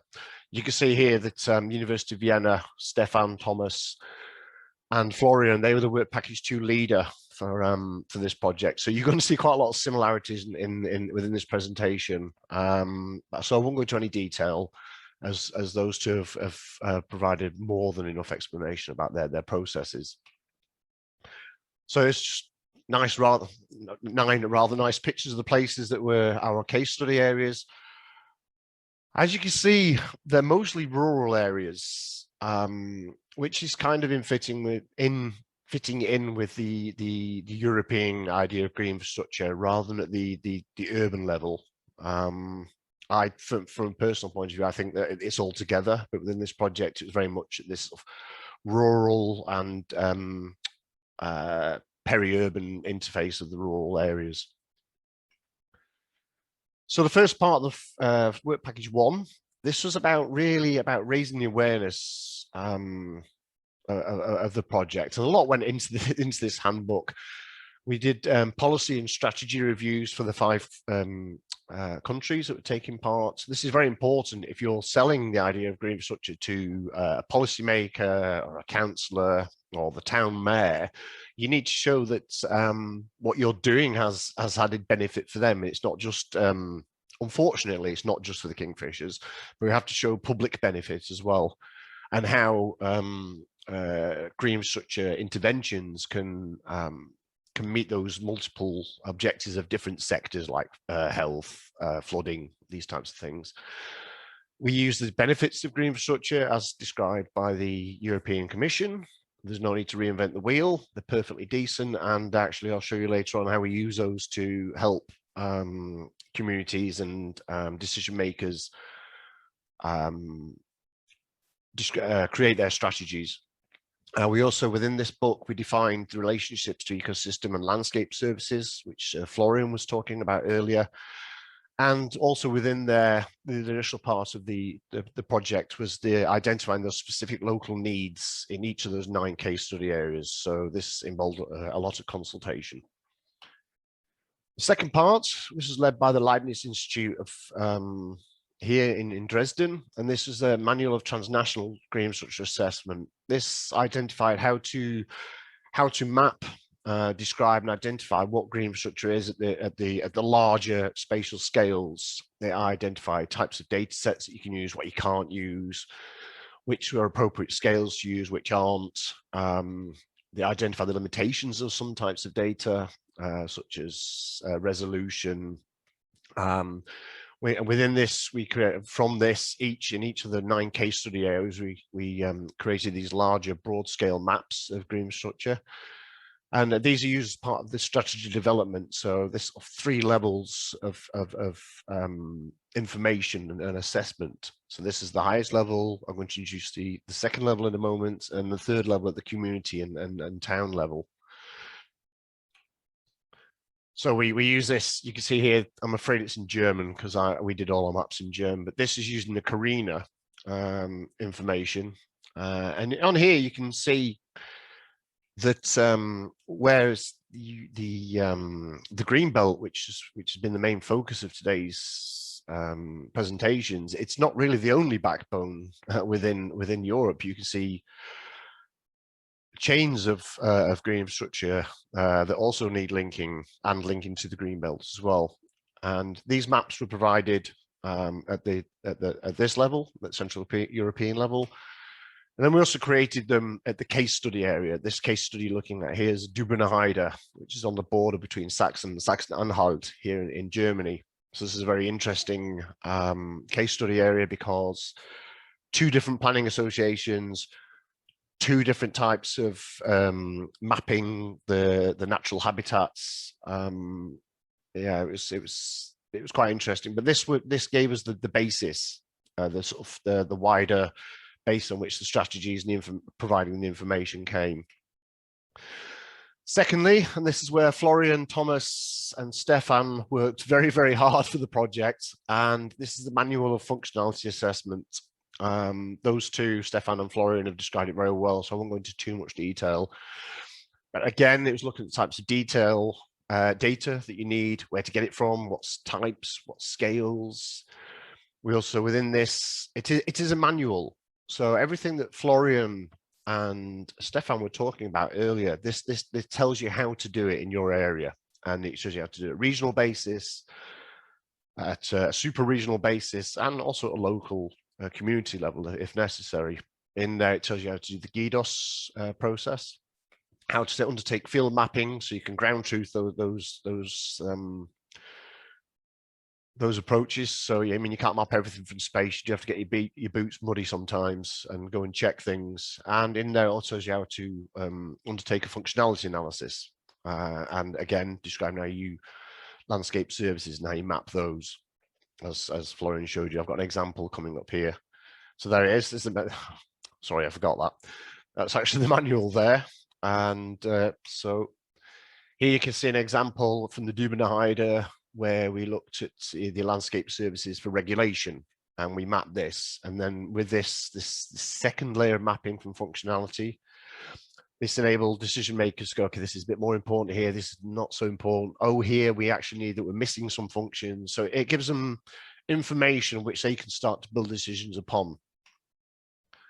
We also carried out the GIDOS mapping for each of the case study areas. So in all 9 areas, this whole process was undertaken in parallel. So we were learning things from each other as we were doing it, finding out what worked, what didn't work, particularly with things like definitions of green infrastructure or how far we should be making the buffer areas and these types of things. It was a real cooperative effort. So it worked very well. So each of this is with the sorry, phone. This took place in each of the case study areas. This is just a small segment of the Dübener Heide case study area. Work package 3. Now this is where it kind of brings all those together. This is sort of it's like a go-to manual for decision makers, planners, policy makers, people wishing to understand green infrastructure better, people trying to get an angle on it, and people wishing to write a strategy and produce an action plan. And within this manual, it introduces those previous tools that I've just talked about. So the transnational work and the policy reviews in work package 1. In work package 2, it explains the functionality analysis and introduces the public benefit assessment within this.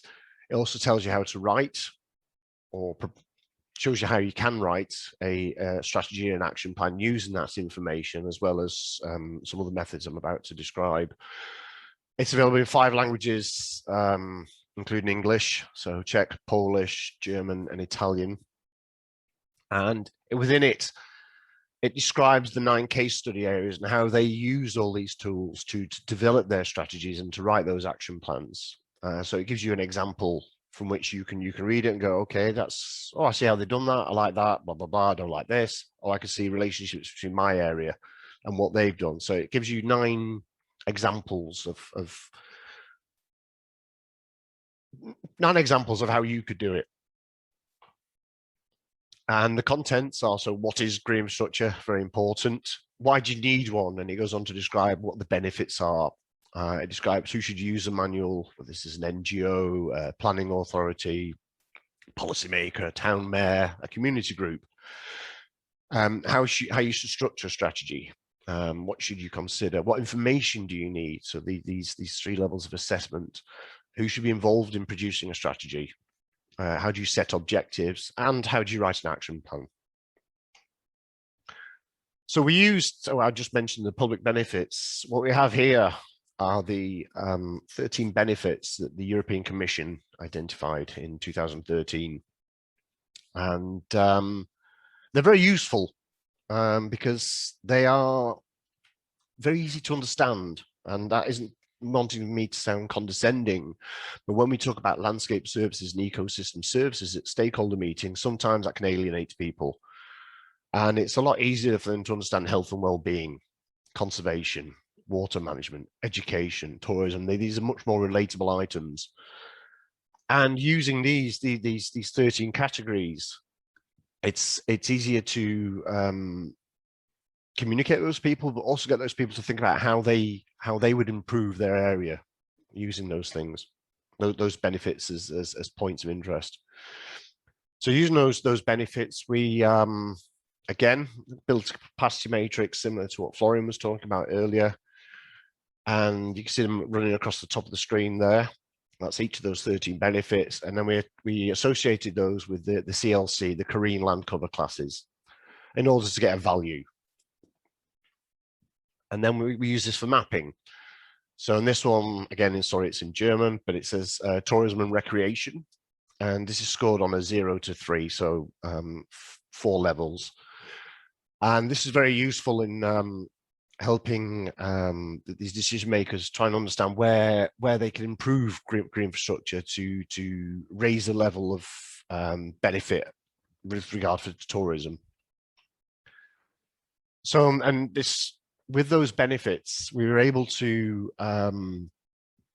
use those within stakeholder engagement and meetings, and we say where are the strengths, the needs, the opportunities, the threats based on those 13 categories. So we all use we all went through this process in all of these 9 case study areas, and we say, okay, where are the strengths of recreation in your area? Where are the weaknesses? Where are the threats? Where are the opportunities?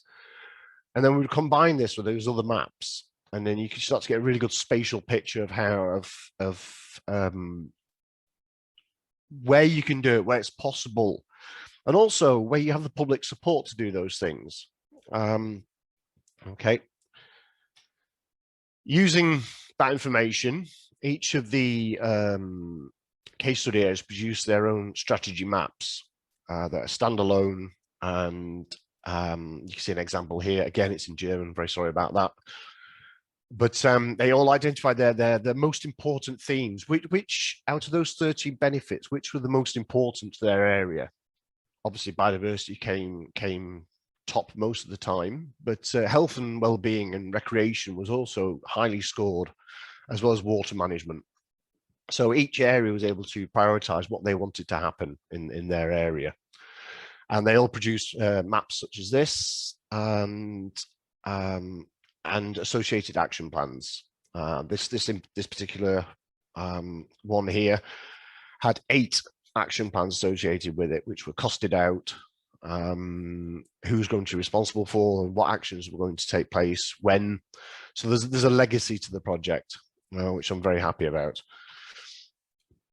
So I think I'm getting close to my 15 minutes now. So just in numbers, the project, in the end, we had over 50 institutions across the 9 case study areas adopting the strategies and action plans, and we had 104 letters of intent where people said they would use those findings as well.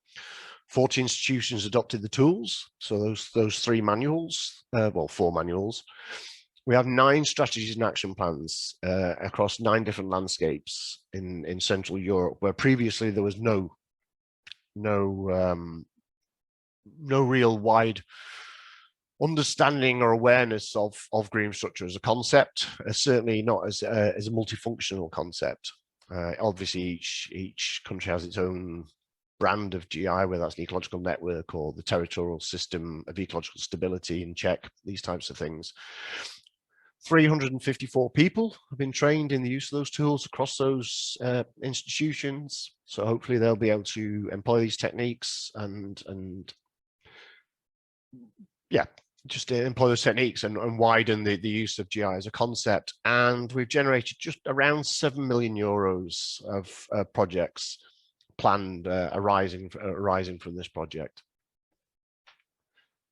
So I'm going to finish there. I think that's probably my 15 minutes up. There's my email address. There's our website address. All of our tools are available on our website to download in the various languages. And thank you very much for having me. Yeah, thanks a lot, Chris, also for keeping the time. I'm really grateful that you found the time to give this presentation. I'm also grateful that you are now finishing our joint project with all the bureaucratic hurdles that you have to take. So yeah, let me really thank you for this, because you have been a great project manager, and the numbers you finally presented were again very impressive to me as well. Yeah, you're embarrassing me now. No. Yeah, we should have now 15 times for another question and answer round, but we don't have. Some of the questions have been already answered. There were questions concerning the material provided in the projects, and Chris has already answered that all the material, handbooks and so on, is published and can be downloaded from the website in the 5 languages and including English, I presume. No. Oh, well, sorry. we didn't separate the German and Austrian languages. We kept them just as German. Okay. Okay. So they're available in German, Czech, Polish, Italian. What a shame. I would have. Yeah. And English. So we're just waiting to upload the last couple in Italian and German. And the same is true for the presentations of today. We have recorded them, and they will be made available to all of you. All the speakers gave their consent to share the material. There were 2 questions rather from the technical side, and I guess they have been answered in the meantime, so you can look it up for yourself in the question and answer section. So please do so, because we don't have the time now for extended discussion. So again, thank you, Chris. You're welcome. I will now move on to our final presentation, or screening of a very nice film. We will change the perspective now quite radically from natural science and planning to cultural sciences, and thus to the people, or let's say to the heart of people. And it's really a great pleasure to announce now the contribution of Mrs. Linkov Chatkova from Charles University in Prague. Her contribution is entitled "To be in Relationship with Nature." Dr. Linkov Chatkova spent her childhood and early youth in the White Carpathians, which is another border area between Moravia and Slovakia, so not exactly on the green belt, but not far from it. And there she developed a deep connection with nature, and leading her to study environment at the Masaryk University in Brno, and then doctoral studies in philosophy and history of science at the Charles University of Prague. So she could really deepen this bond with nature in her studies, I would say. And in 2006, she started to produce a series of documentary films inspired by a philosophical and also poetic, lyrical attitude to the holistic perception of nature. So I'm really grateful, Lenka, that you found also the time to present us one of your, or a short glimpse of one of your 9 bilingual films that you have produced so far. So Lenka, the screen is yours.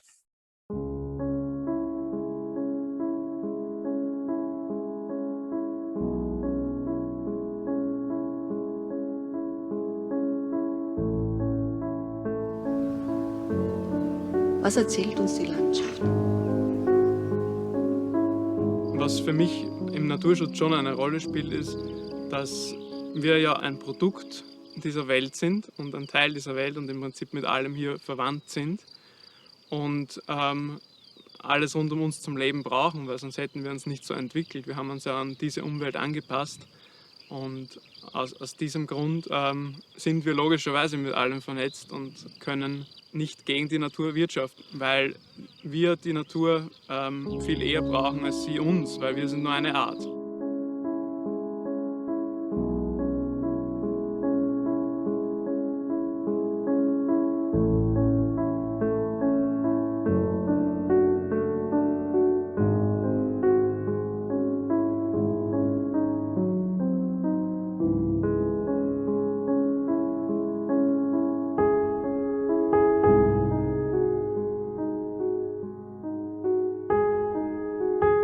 Ich rede nicht gern von Naturschutz, weil ich der Ansicht bin, dass ich nie etwas entsprechend schützen kann, was ich nicht genug kenne. Ja.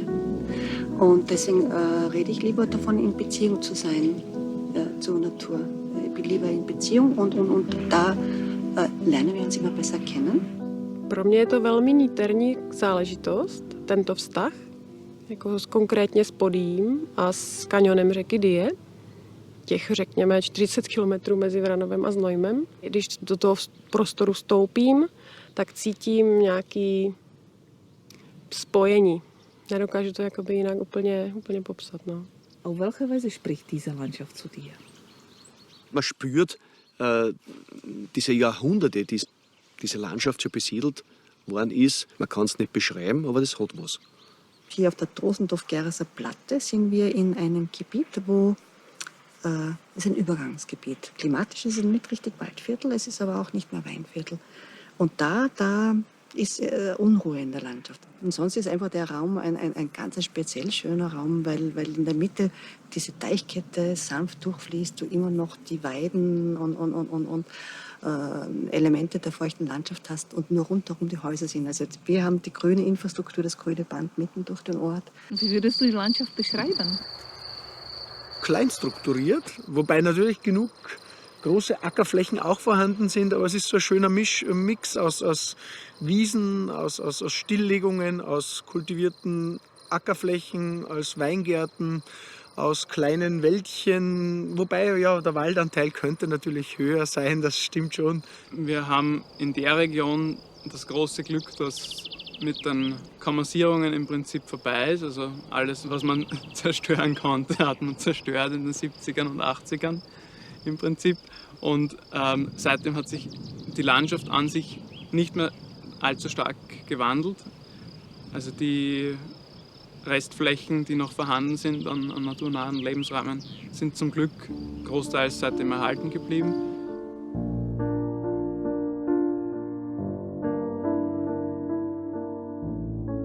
My tady stojíme na okrajovém svahu Českého masivu a ta krajina je daná nějakými přírodními prvky a nějakou historií toho lidského ovlivnění. Tady třeba v případě Havranického vřesoviště jsou to bývalé pastviny, protknuté ovocnými sady. My jsme právě na tom východním okraji Českého masivu a přede mnou je oblast ponticko-panonské bioty, flory a fauny A tady se to krásně míchá s tou středoevropskou lesní biotou, která je právě už směrem na Českomoravskou vrchovinu. Další faktor, který ještě vstupuje do hry, je to, že tady je migrační zóna, řekněme ze Středomoří a spousta takových teplomilných organismů, ať už rostlin nebo živočichů, zejména hmyzu, vyznívá směrem severovýchodním až na střední nebo do severní Moravu. Takže tímto je ta krajina velmi výjimečná a je tady obrovské bohatství druhů rostlin a živočichů. Mein Vater hat damals schon im Jahr 2000 auf biologische Wirtschaftsweise umgestellt und ich habe das auch nie in Frage gestellt. Für mich war das eigentlich immer der einzige oder der richtige Weg. Mein Vater hat damals eher gegen den Trend schon sehr früh erkannt, dass er das anders machen möchte. Und damals war er sehr, sehr stark noch auf Ackerbau spezialisiert und der Weinbau war so nebenbei. Und mittlerweile ist halt das Hauptaugenmerk bei unserem Weinbau und die Ackerflächen oder die Ackerbewirtschaftung ist halt sehr extensiv. Man will so wirtschaften, dass es nachhaltig ist, dass man dem Kreislauf nicht mehr entnimmt, als was er verträgt, dass das Ökosystem halt aufrechterhalten bleibt. Ja.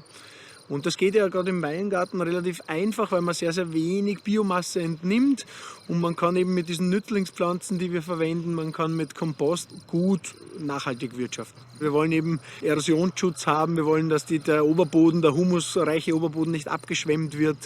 Die Befahrbarkeit der Gasse ist sehr, sehr wichtig, die Durchwurzelung des Bodens, die Belüftung des Bodens, das sind ja alles Faktoren, weshalb wir dieses Begrünungsmanagement eigentlich auf uns nehmen.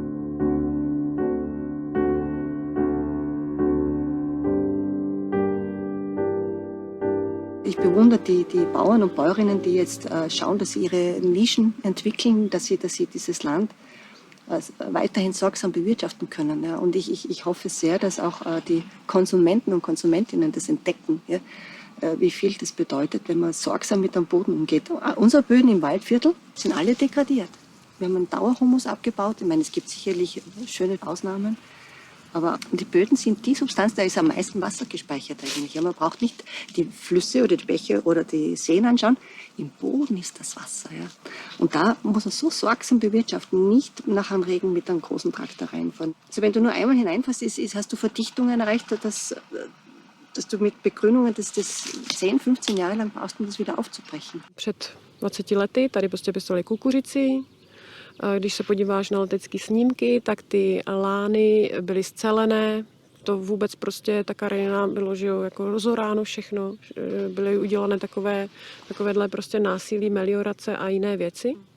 A teď se to jakoby dává zpátky. Ty lidi, co to tady jako fakt cítí, že je to potřeba vrátit zpátky, už nejen z důvodu, že nám tady voda nese něco a pak s tím máme problémy ve vsi, ale že to je náš dluh jako vůči té krajině, tak prostě tady dělají pozemkové úpravy, zatravňujou, vysazujou znova aleje, meze a to, co prostě tady jako ta krajina měla a žila s tím prostě tisíce let, nebo tak prostě teď se to tady děje zpátky, takže zrovna tady stojíme prostě na zatravněném. Pár let je to zpátky, co je to teprve zatravněné? Tady Národní park končí intravilánem obce a tam, kde není ta zástavba, tak už na to bezprostředně navazují intenzivní plochy zemědělské výroby. To znamená, buď je tam nějaký vinohrad nebo orná půda. Takže tam ta hranice mezi zemědělskou krajinou a mezi tou krajinou, která je nějakým způsobem zvláště chráněná, v tomto případě Národním parkem, tak je velice výrazný. Der Umgang mit der Landschaft für mich ja, ist ein sehr breiter Umgang, weil ich ja nicht nur meine persönliche Beziehung zur Landschaft lebt, sondern auch als Landschaftsplanerin, Landschaftsarchitektin immer wieder den beruflichen Blick habe. Und in meiner Arbeit bleibe ich eigentlich immer auf der Beziehungsebene. Und auf dieser Beziehungsebene kann man dann rationale Argumente und Beobachtungen teilen. Man kann ja miteinander etwas messen. Ja, man kann messen, wie heiß sind die Oberflächen, man kann messen, wie viel Regenwasser rennt weg, wie viel Regenwasser könnte ich zurückhalten, wenn ich wieder mehr Vegetation in der Landschaft habe. Derzeit ist noch so, dass die Leute noch nicht ganz verstehen, dass es gibt mehr Gründüngung, Bodenbedeckung, grüne Infrastruktur wird zum Teil aber noch entfernt. Also Vegetation, statt dass man sie verstärkt.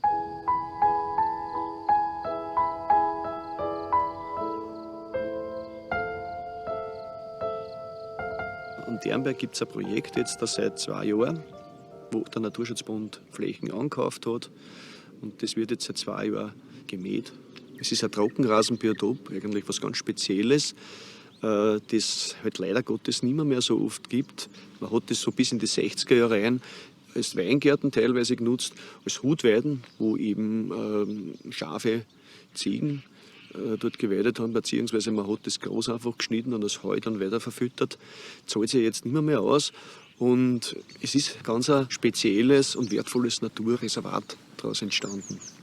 Když se zamyslíme nad tím, jak by nelesní biotopy měly vypadat a v jakém stavu by měly být fixovány, tak to není vůbec jednoduchá úvaha. Chceme uplatnit princip reprezentativnosti, aby některé výjimečné druhy, o kterých ovšem víme, protože dnes zdaleka o všech můžeme vědět, aby tady byly zachovány, aby se nekonkurovaly, nebo chceme, aby ten vývoj, ta sukcese pokračovala a tady by pokračovala tak, že ta krajina začne zarůstat, nejdřív tím šípkem, který je všude kolem, později by se tady uplatnily lesní dřeviny, nebo chceme preferovat třeba v tomto případě vřes, který tady ještě před pár sty let byl dominantním keříčkem na těch pastevních plochách, nebo co je vlastně cílem. Jo? A pokud ta plocha je dostatečně veliká, tak je ideální se zamyslet tak, aby tady zůstala ta příroda v celém svém bohatství. To znamená, všechny ty potenciální biotopy, které si tu můžeme představit a které jsou schopny tady existovat, tady byly zastoupeny v mozaice a ve všech sukcesních stádiích. Když to srovnáš ten krajinný ráz v tom Rakousku a tady? Tam se ty vlastnické poměry nezměnily. Tam zůstaly ty malý políčka, takže ta pestrost jakoby je vyšší. Je tam taková ta úcta, jo, protože jsou ty pozemky malé. U nás to je obrovské, že jo, ty lány. Takže tam je ta krajina jako určitě v tom Rakousku z tohohle pohledu v lepším stavu.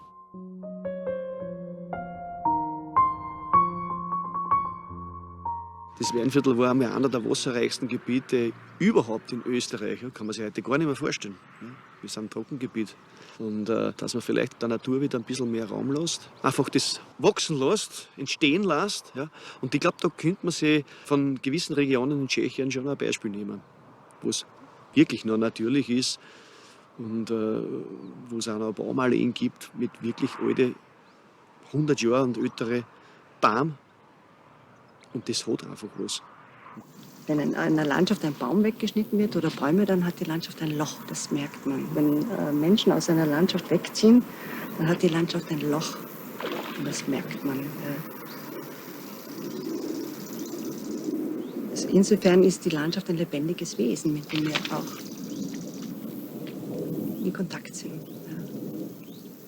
Tady, v té krajině toho Bodí, kde to bylo na hranici vlastně těch dvou režimů, tak si toho všimneš, že tady byly nějaké jízvy, nebo jsou nějaké jízvy. Tady se těžko žilo, rodiny byly rozdělené, nedovedu si to vůbec jakoby představit. A to je ta smutnější poloha, kterou tady v té krajině zažívám, která mě neskutečně nabíjí, ale zároveň jako velmi, velmi tak tíží. Wie ich hierher gezogen bin, ist der eiserne Vorhang gerade aufgegangen und das war ein Wahnsinn. Es war wie eine riesengroße Wunde. Das war wirklich wie eine Schneise, für mich, wie ich es empfunden habe. Aber diese Wunde, die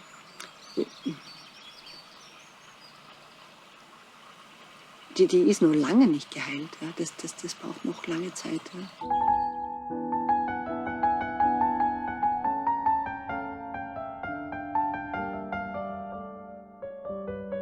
Tady máte krásný projekt v Čížově, který už od malička ty děti intenzivně konfrontuje s přírodou. Jak to vzniklo vůbec, ten nápad? Založili jsme školku vlastní. Jedna z těch náplní nebo z těch myšlenek je být neustále v přírodě za každého počasí, pěstovat prostě v tom maličkém človíčkovi takovou už samozřejmost, že jsem součástí přírody a že ji potřebuju a tak se k ní musím nějak jakoby chovat. A že se v krajině něco mění, děje a já prostě k tomu můžu přispět nebo to můžu třeba i křehkým krokem zničit. Ich habe angefangen, mich mit Biologie zu beschäftigen, im Prinzip, als ich ein kleines Kind war. Meine Eltern haben das auch unterstützt und waren viel mit mir draußen. Also seit mittlerweile 6,5 Jahren mache ich Ornithologie sehr, sehr intensiv. Und es macht natürlich einerseits Spaß, wenn man mit spannenden, seltenen Arten arbeitet, wenn man Ausnahmegäste entdeckt. Gleichzeitig ist mir auch wichtig, dass quasi die Vogelvielfalt im Ganzen erhalten bleibt und dass ich mich auch jeden Tag am Chilpen des Haussperlings erfreuen kann, der vor meinem Fenster sitzt, oder dass der Girlitz bei uns am Nussbaum singt. Also das gehört für mich einfach dazu.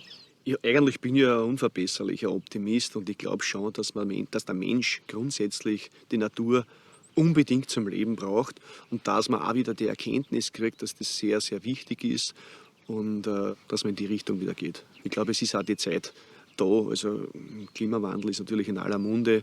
Man spürt das auch, die Sommer werden länger, werden heißer. Man spürt das wirklich, jeder Einzelne spürt das. Und gerade da ist sehr wichtig auch, dass man das aufnimmt, ja, und da wirklich umsetzt und bewusst umsetzt, jeder Einzelne. Man kann anfangen in seinem Garten heimische Pflanzen zum Setzen, Bäume zum Setzen, Sträucher zum Setzen und so weiter, vielleicht ein bisschen den Garten verwildern lässt.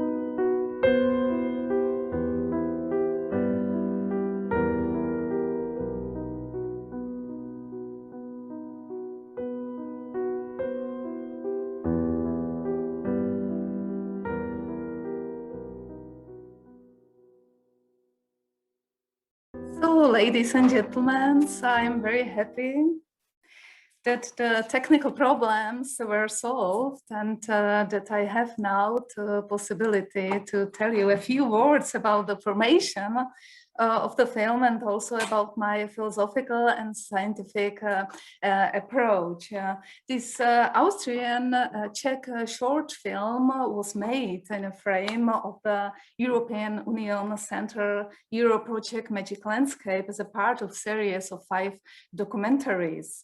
All the films were connected with specific regions in the Central Europe, explicitly in northern Italy, Piedmont, Moravia, in the Czech, Polish, German, and in the Czech Polish border region, and covered the topic of green infrastructure as perceived by local people committed to its protection.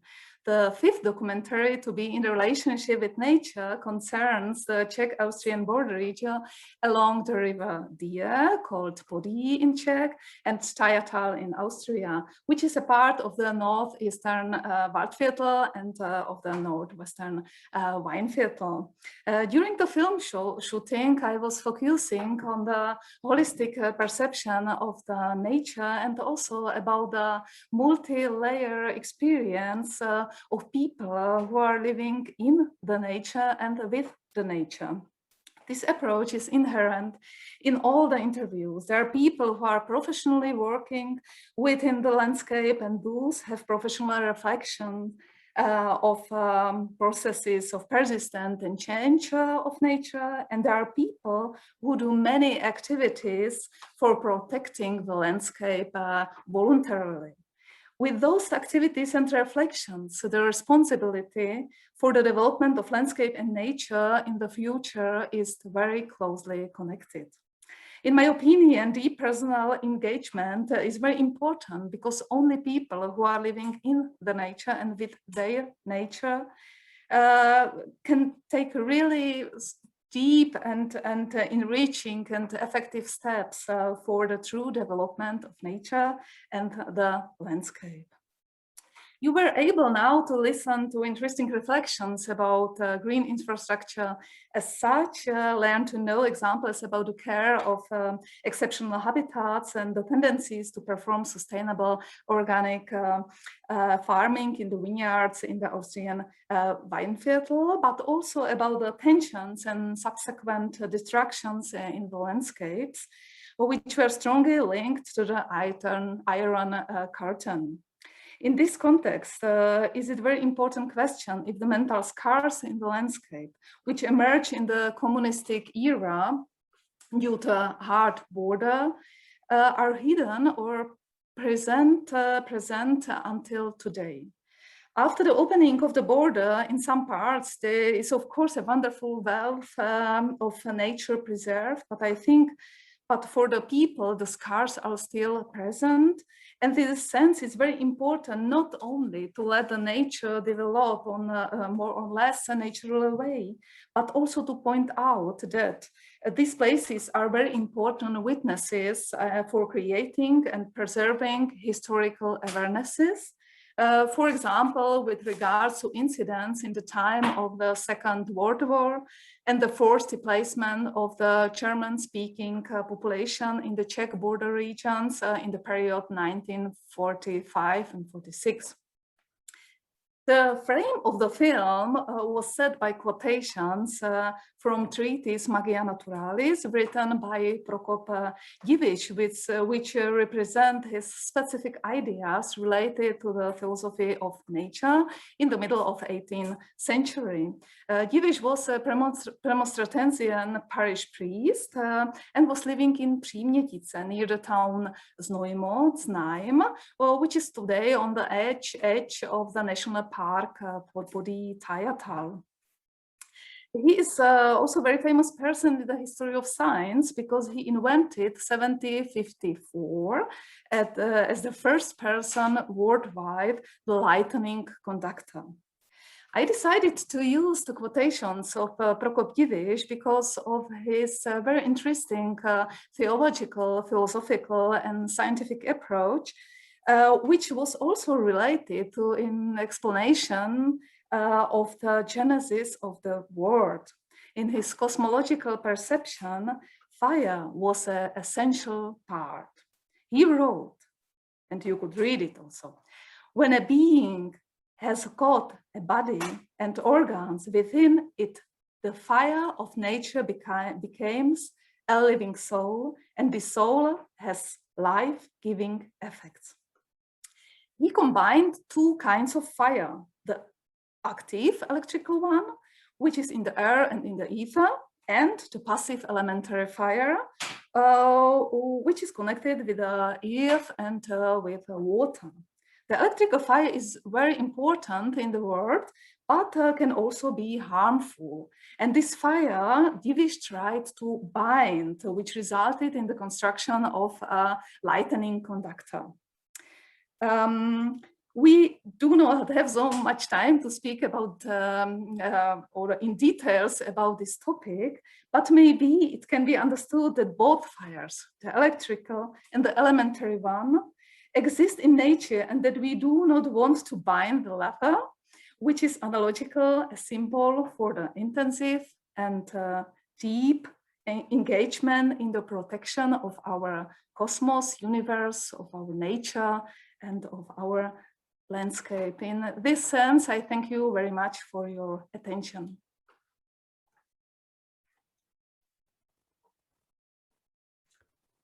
Yeah, dear Lenka, thank you very, very much for this commented film screening. I think it was really important not only to watch and hear this wonderful film and interviews and to feel what people are, how they are connected with the landscape. It was also, to me, inspiring and important to hear your ideas behind and the sources of information you are drawing from.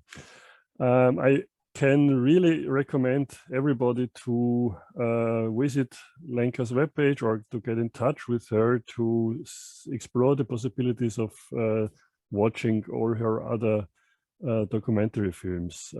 I like them very much, and I can really recommend to watch it. We all have time now when we are sitting in our home offices to do so. Yes, thank you, Lenka. And thank you to all the speakers for the vivid presentations, and also to the audience for putting some questions that have already been answered so far, as far as I have seen here. We will now have 30 minutes of lunch break, so a short lunch break.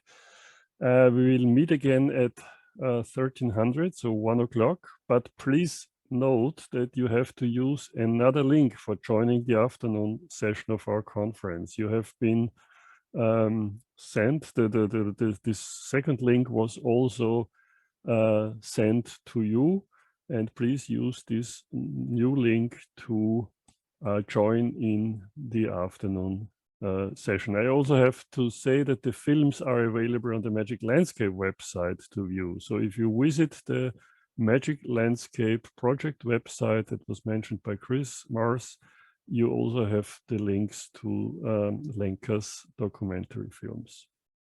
So thank you all for listening.